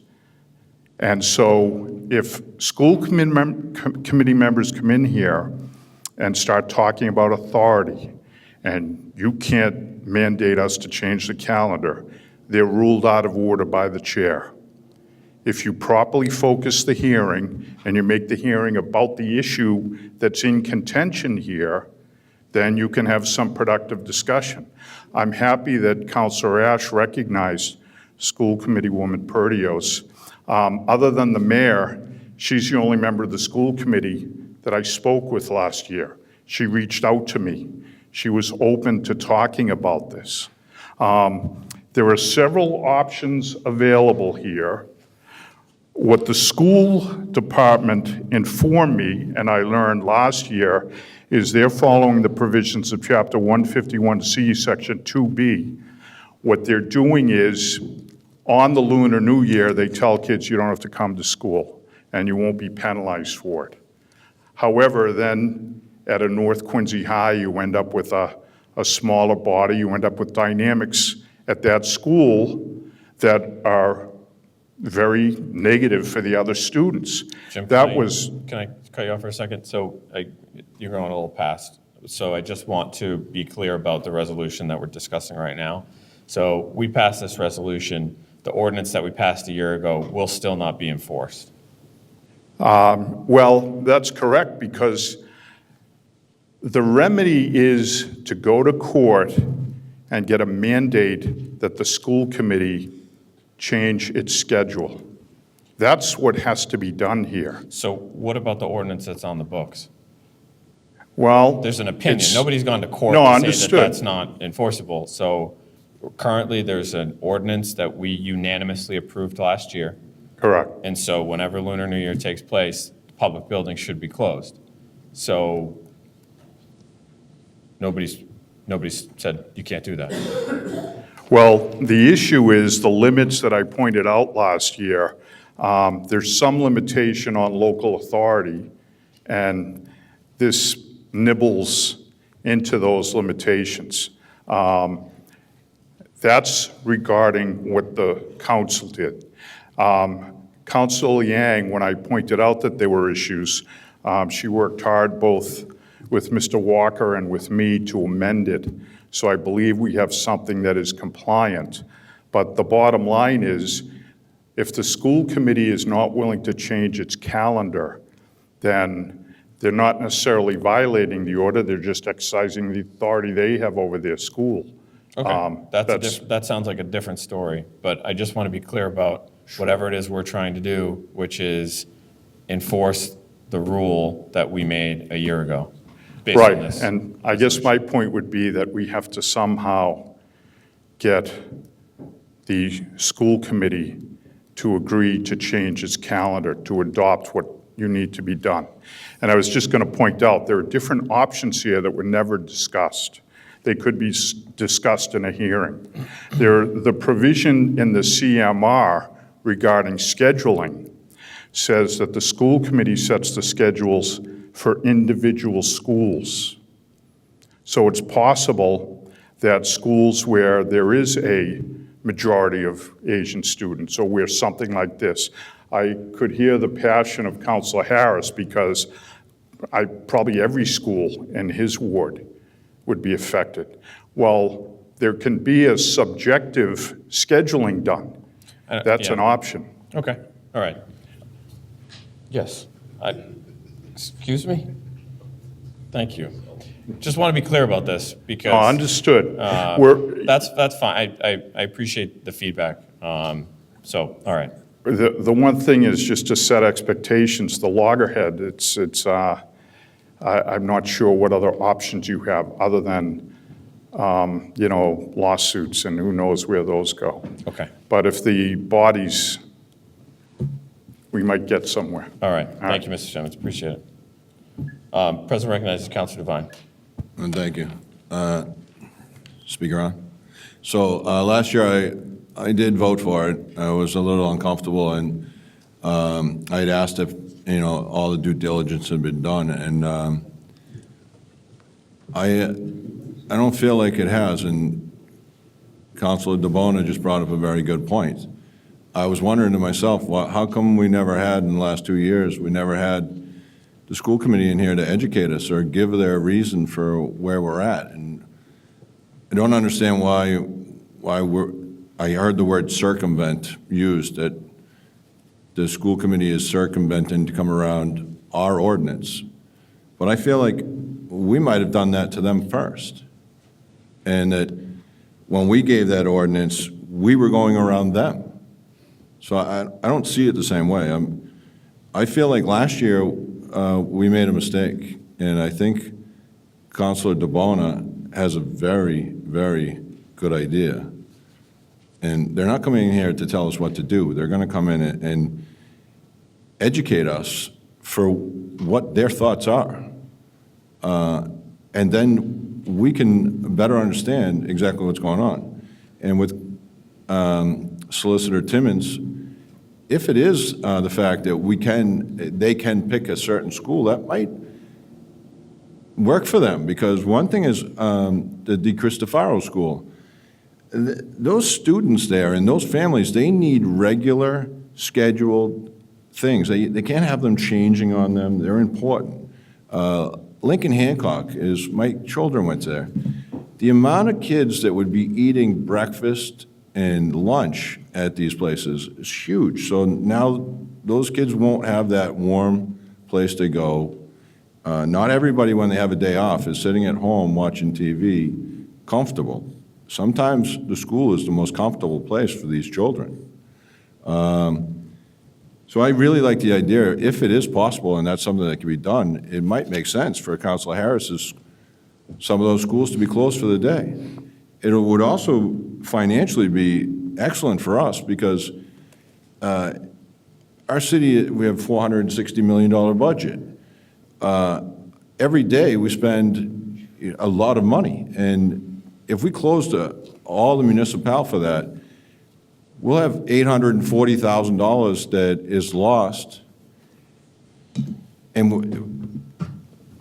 I'm not saying that we're not supposed to recognize this. I'm just saying that maybe we can find a better way and work together. I don't like being divided, and I really feel like we're extremely divided. So, thank you. Just my thoughts. Thank you, Councilor Devine. President recognizes Councilor Campbell. And I'll be brief. I actually had a question for Solicitor Timmons, if you don't mind. Yeah, it's a real quick question, and So my question was, so I understand last year the school calendar had already been completed. I'm doing this off memory. It was already completed, and I think we had the vote after the fact, and then it got put into place. When the school committee calendar was being put in place this year, why wasn't that considered? Why wasn't the ordinance that was created considered? I guess, number one. And number two, if it's the same as another holiday, Memorial Day or anything like that, they consider those days and where they're starting. And maybe I just misunderstand it, so I guess that was the main reason why I wanted to ask the question. So if that ordinance was put in place, we voted on it unanimously, I understand why it missed this calendar year right now. I don't understand why it wasn't considered for the following one, and maybe you can explain that. Yeah, that I don't know, because that happened the night of the vote at the school committee. Mm-hmm. I don't know what was brought before them. I know they were adamantly opposed last year and essentially rejected it last year. Mm-hmm. So, that one I don't know the answer to. But it should have been considered, right? Should I attend a school committee meeting next year when they're setting their calendar? I'd have to talk to the mayor about it, or should the mayor have people come in, and when they set their calendar next year, we talk about this and try to get the votes that way? Possibly do it that way. I know what you're saying.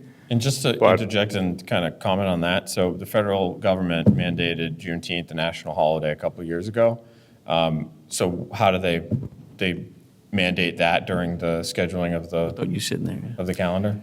Well, who mandated it? The federal government. Yeah, that's why, yeah. But what do you mean? But I mean, that's why, like I had to get a notice saying, this is a new holiday, you need to observe this, correct? Well, Quincy does not have the authority to declare holidays, period. No, We're- that's fine, but how does the process of recognizing a new holiday, which is what Juneteenth is, how does that go about how is it reflected in the school calendar? I don't know. That would be up to I assume the school department's informed. I know that we regularly get updates on different things that are of consequence to municipal government. I'm sure they do that are of consequence to the schools. And that once informed of something like that, they know they have to take action. And the Mass Association of School Committees would be informing the elected school committee members, I'm sure. Okay, sorry. I mean,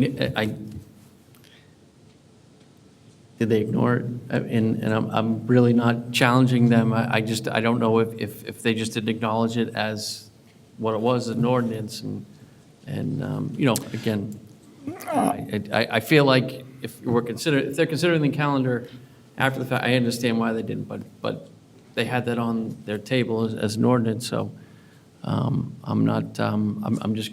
missing it, I think, as it would be like. So what category does that fall in that it should or shouldn't be considered?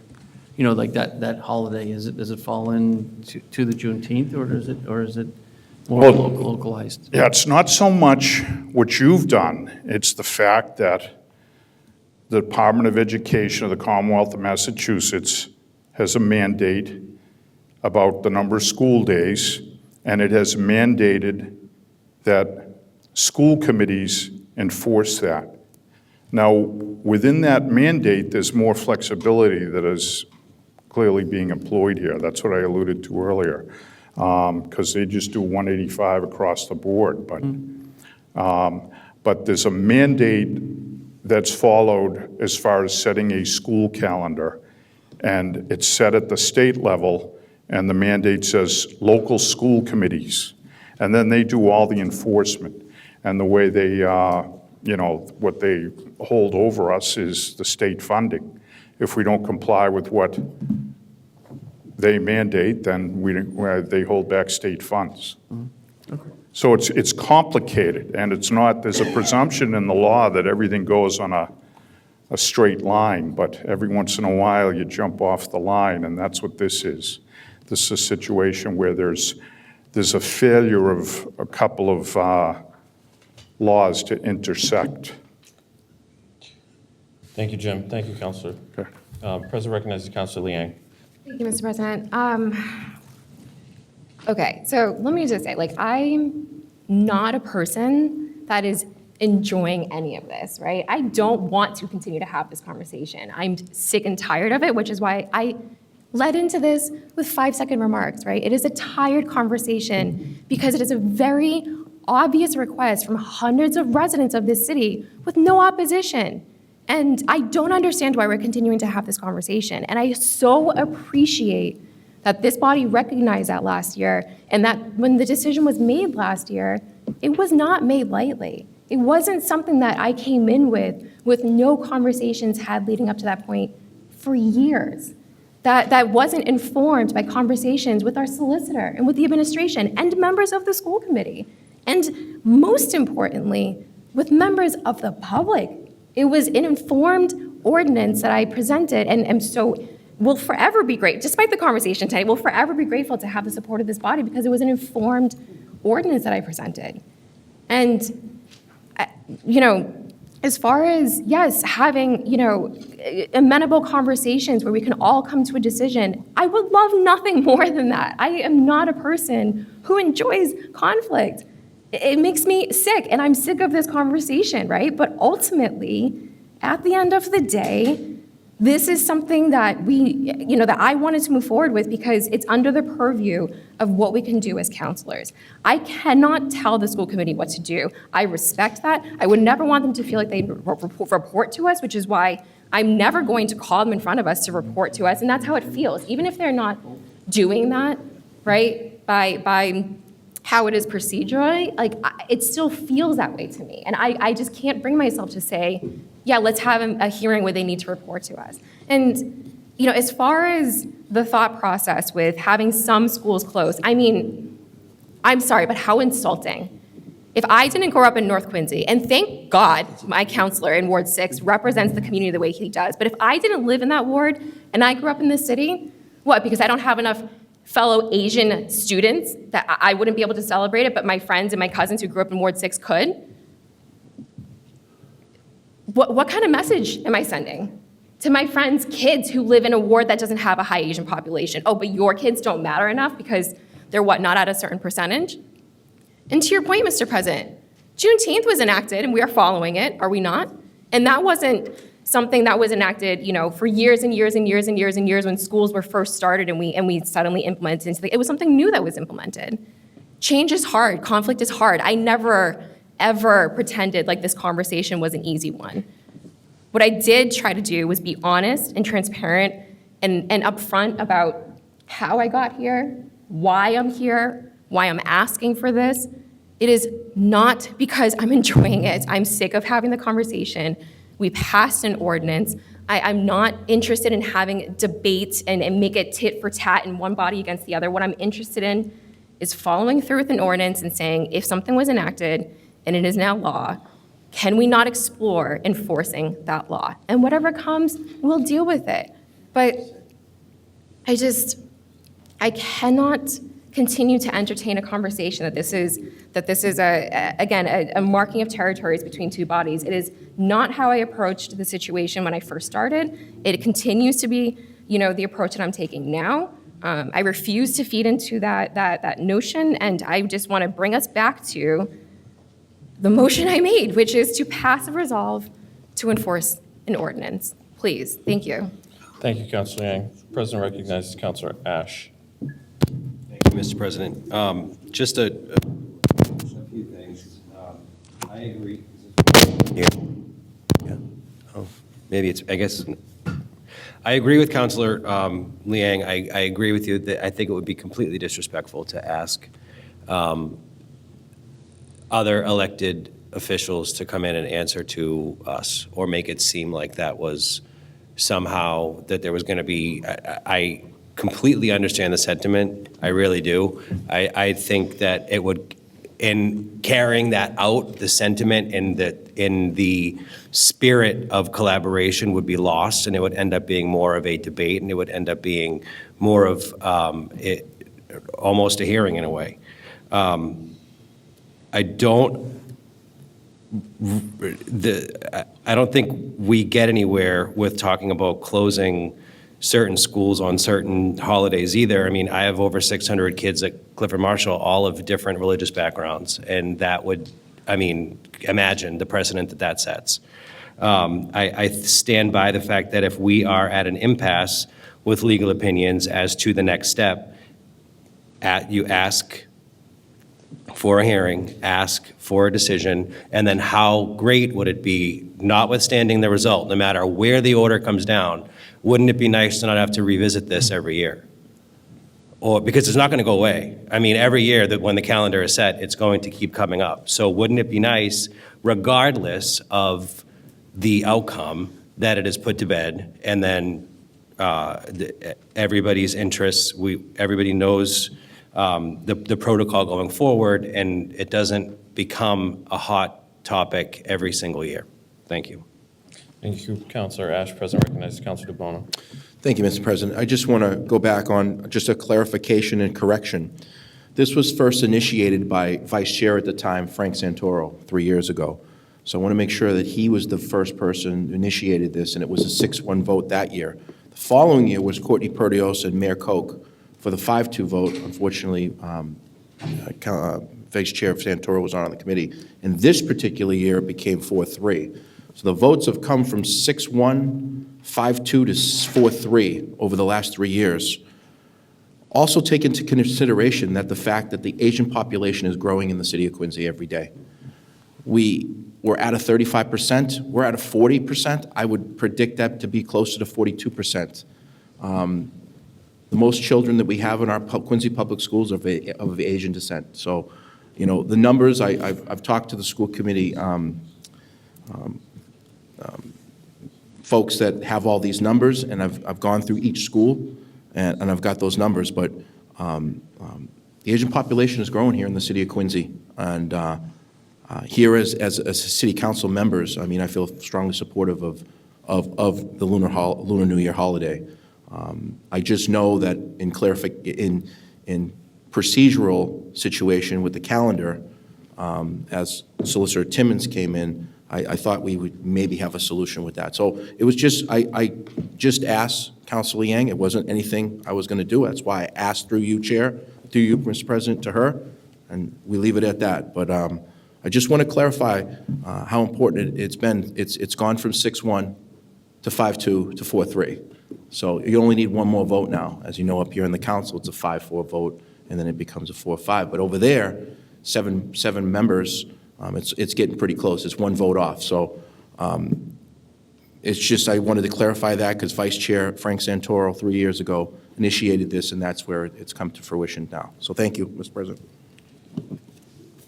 President recognizes Councilor Harris. Thank you. I'll try to be brief. You know, there's 9 states in the United States that recognize Lunar New Year. So if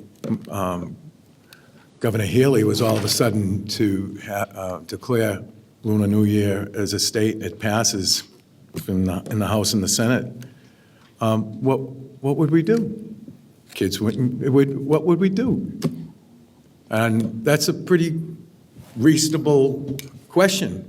And why, and that's a governing body.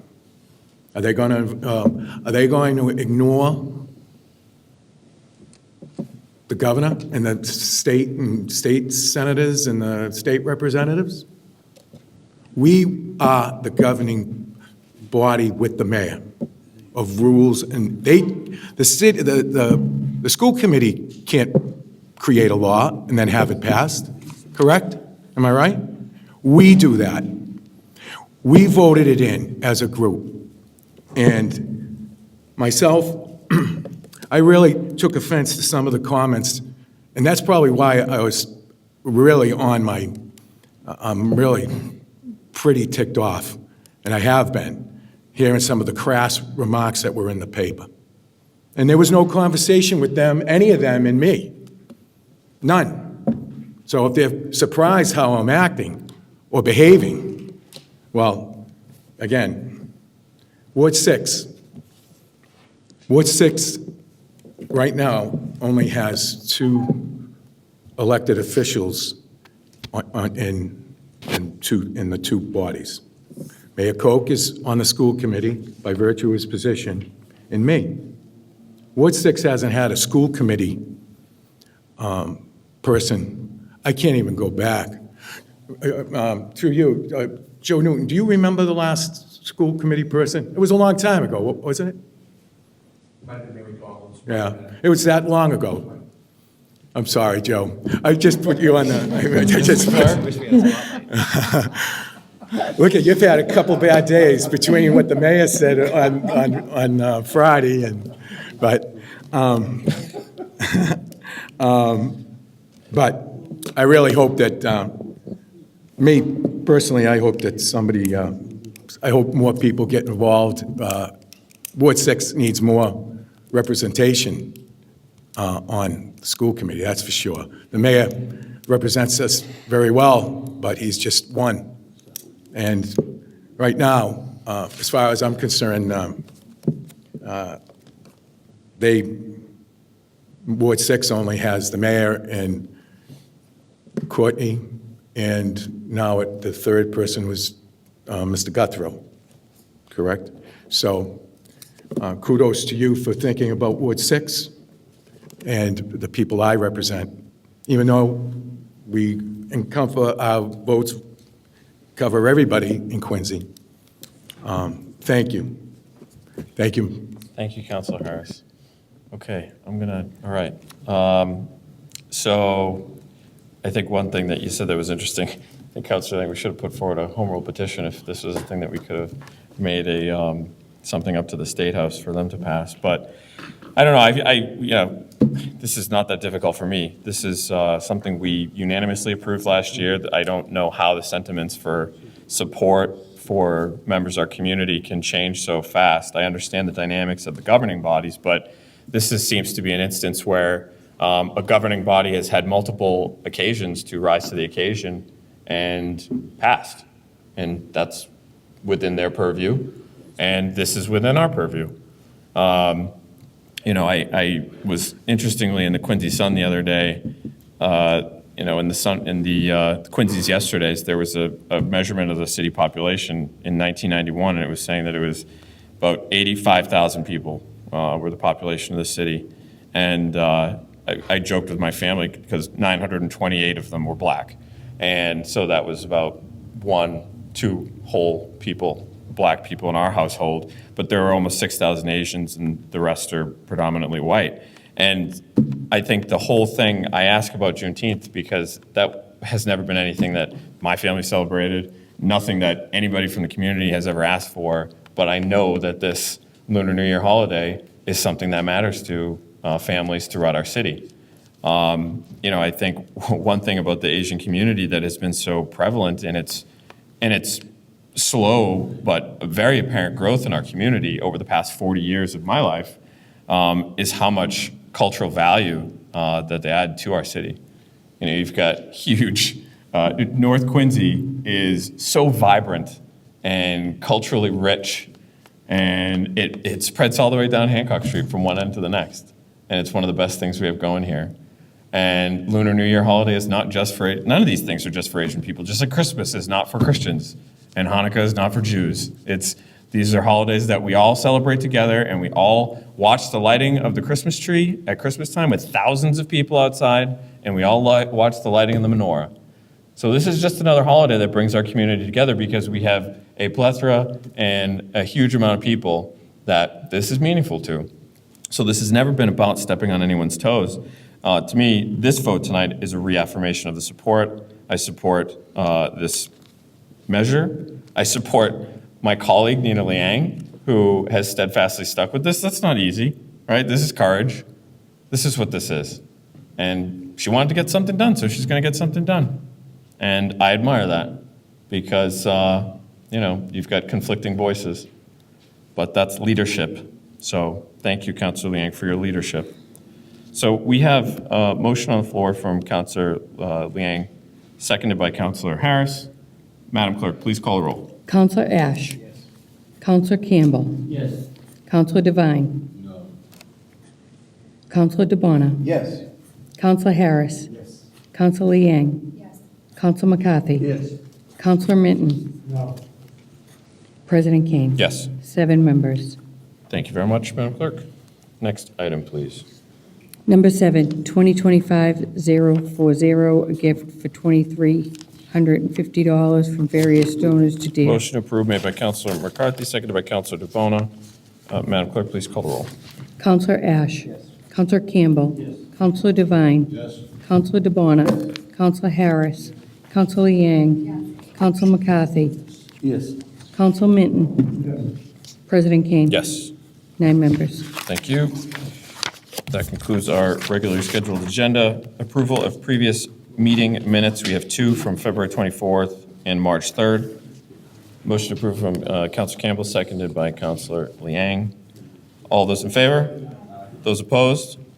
Ayes have it. Communications and reports from the mayor and other city officers and city boards. Madam Clerk. Yes, I do have a utility request to refer to Public Works Committee for scheduling and advertising, grant the location, National Grid, Center Street, Granite Street, Garfield Street. And a traffic request to refer to Ordinance Committee for advertising, Ward 5, Councilor Minton, at handicap parking at 54 Flint Street. Thank you, Madam Clerk. Thank you. Unfinished business and preceding meeting, seeing none. Reports of committees. Chair Harris. Thank you. Public Works. Thank you, President Kane. With a public hearings being held prior this evening in the City Council, on the following orders: 2025-024, utility grant of location, Mass Electric, Mayflower, Standish, and Huckins. Positive recommendation from the Public Works Committee. Motion to approve. Motion approved made by Councilor Harris, seconded by Councilor McCarthy. Madam Clerk, please call the roll. Counselor Ash. Yes. Counselor Campbell. Counselor Devine. Counselor DeBona. Counselor Harris. Yes. Counselor Liang. Counselor McCarthy. Counselor Minton. President Kane. Yes. 9 members. Is that all, Chair Harris? Oh, I'm sorry. 2025-025, utility grant of location, Mass Electric, Verizon, Branch Street at 62 Bernini Street. Positive recommendation from the Public Works Committee. Motion to approve. Motion approved made by Councilor Harris, seconded by Councilor McCarthy. Madam Clerk, please call the roll. Counselor Ash. Yes. Counselor Campbell. Counselor Devine. Counselor DeBona. Counselor Harris. Yes. Counselor Liang. Counselor McCarthy. Yes. Counselor Minton. President Kane. Yes. 9 members. Thank you. That's it. All set. Thank you. Thanks, Chair Yes, Harris. thank you. President recognizes Chair Liang from the Ordinance Committee. Thank you. We just have one traffic in Ward 1, 2025-026, remove handicap parking at 47 Marymount Road. Positive recommendation out of committee. Positive recommendation, motion to approve made by Councilor Liang, seconded by Councilor Campbell. Madam Clerk, please call the roll. Counselor Ash. Yes. Counselor Campbell. Yes. Counselor Devine. Counselor DeBona. Counselor Harris. Counselor Liang. Yes. Counselor McCarthy. Counselor Minton. President Kane. Yes. 9 members. Thank you, Madam Chair. Thank you, Madam Clerk. Presentation of petitions, memorials, and remonstrance. Okay. Motions, orders, and resolutions. Scheduling of committee meetings and public hearings. Chair Liang from Ordinance. Thank you. I'd like to schedule an ordinance committee meeting immediately prior to our April 7th meeting, so likely it'll be a 6:30 start for that, and then we'll go into city council. Okay. Madam Clerk? Okay, great. Gotcha. Okay. Okay. Great. Great. And that's again on Monday, April 7th, before our next scheduled council All right. meeting. We'll take a look and see, because I think there's some things that we There's a want to get couple. on the agenda. Yeah, all right, thank you. Okay, then our next meeting, we're going to have a public hearing for utilities at 6:30 PM on Monday, April 7th, followed by an ordinance committee meeting, followed by a city council meeting after that. And on that, I will entertain a motion to adjourn by Councilor Chang. All those in favor? Those opposed? Have a good night, everyone.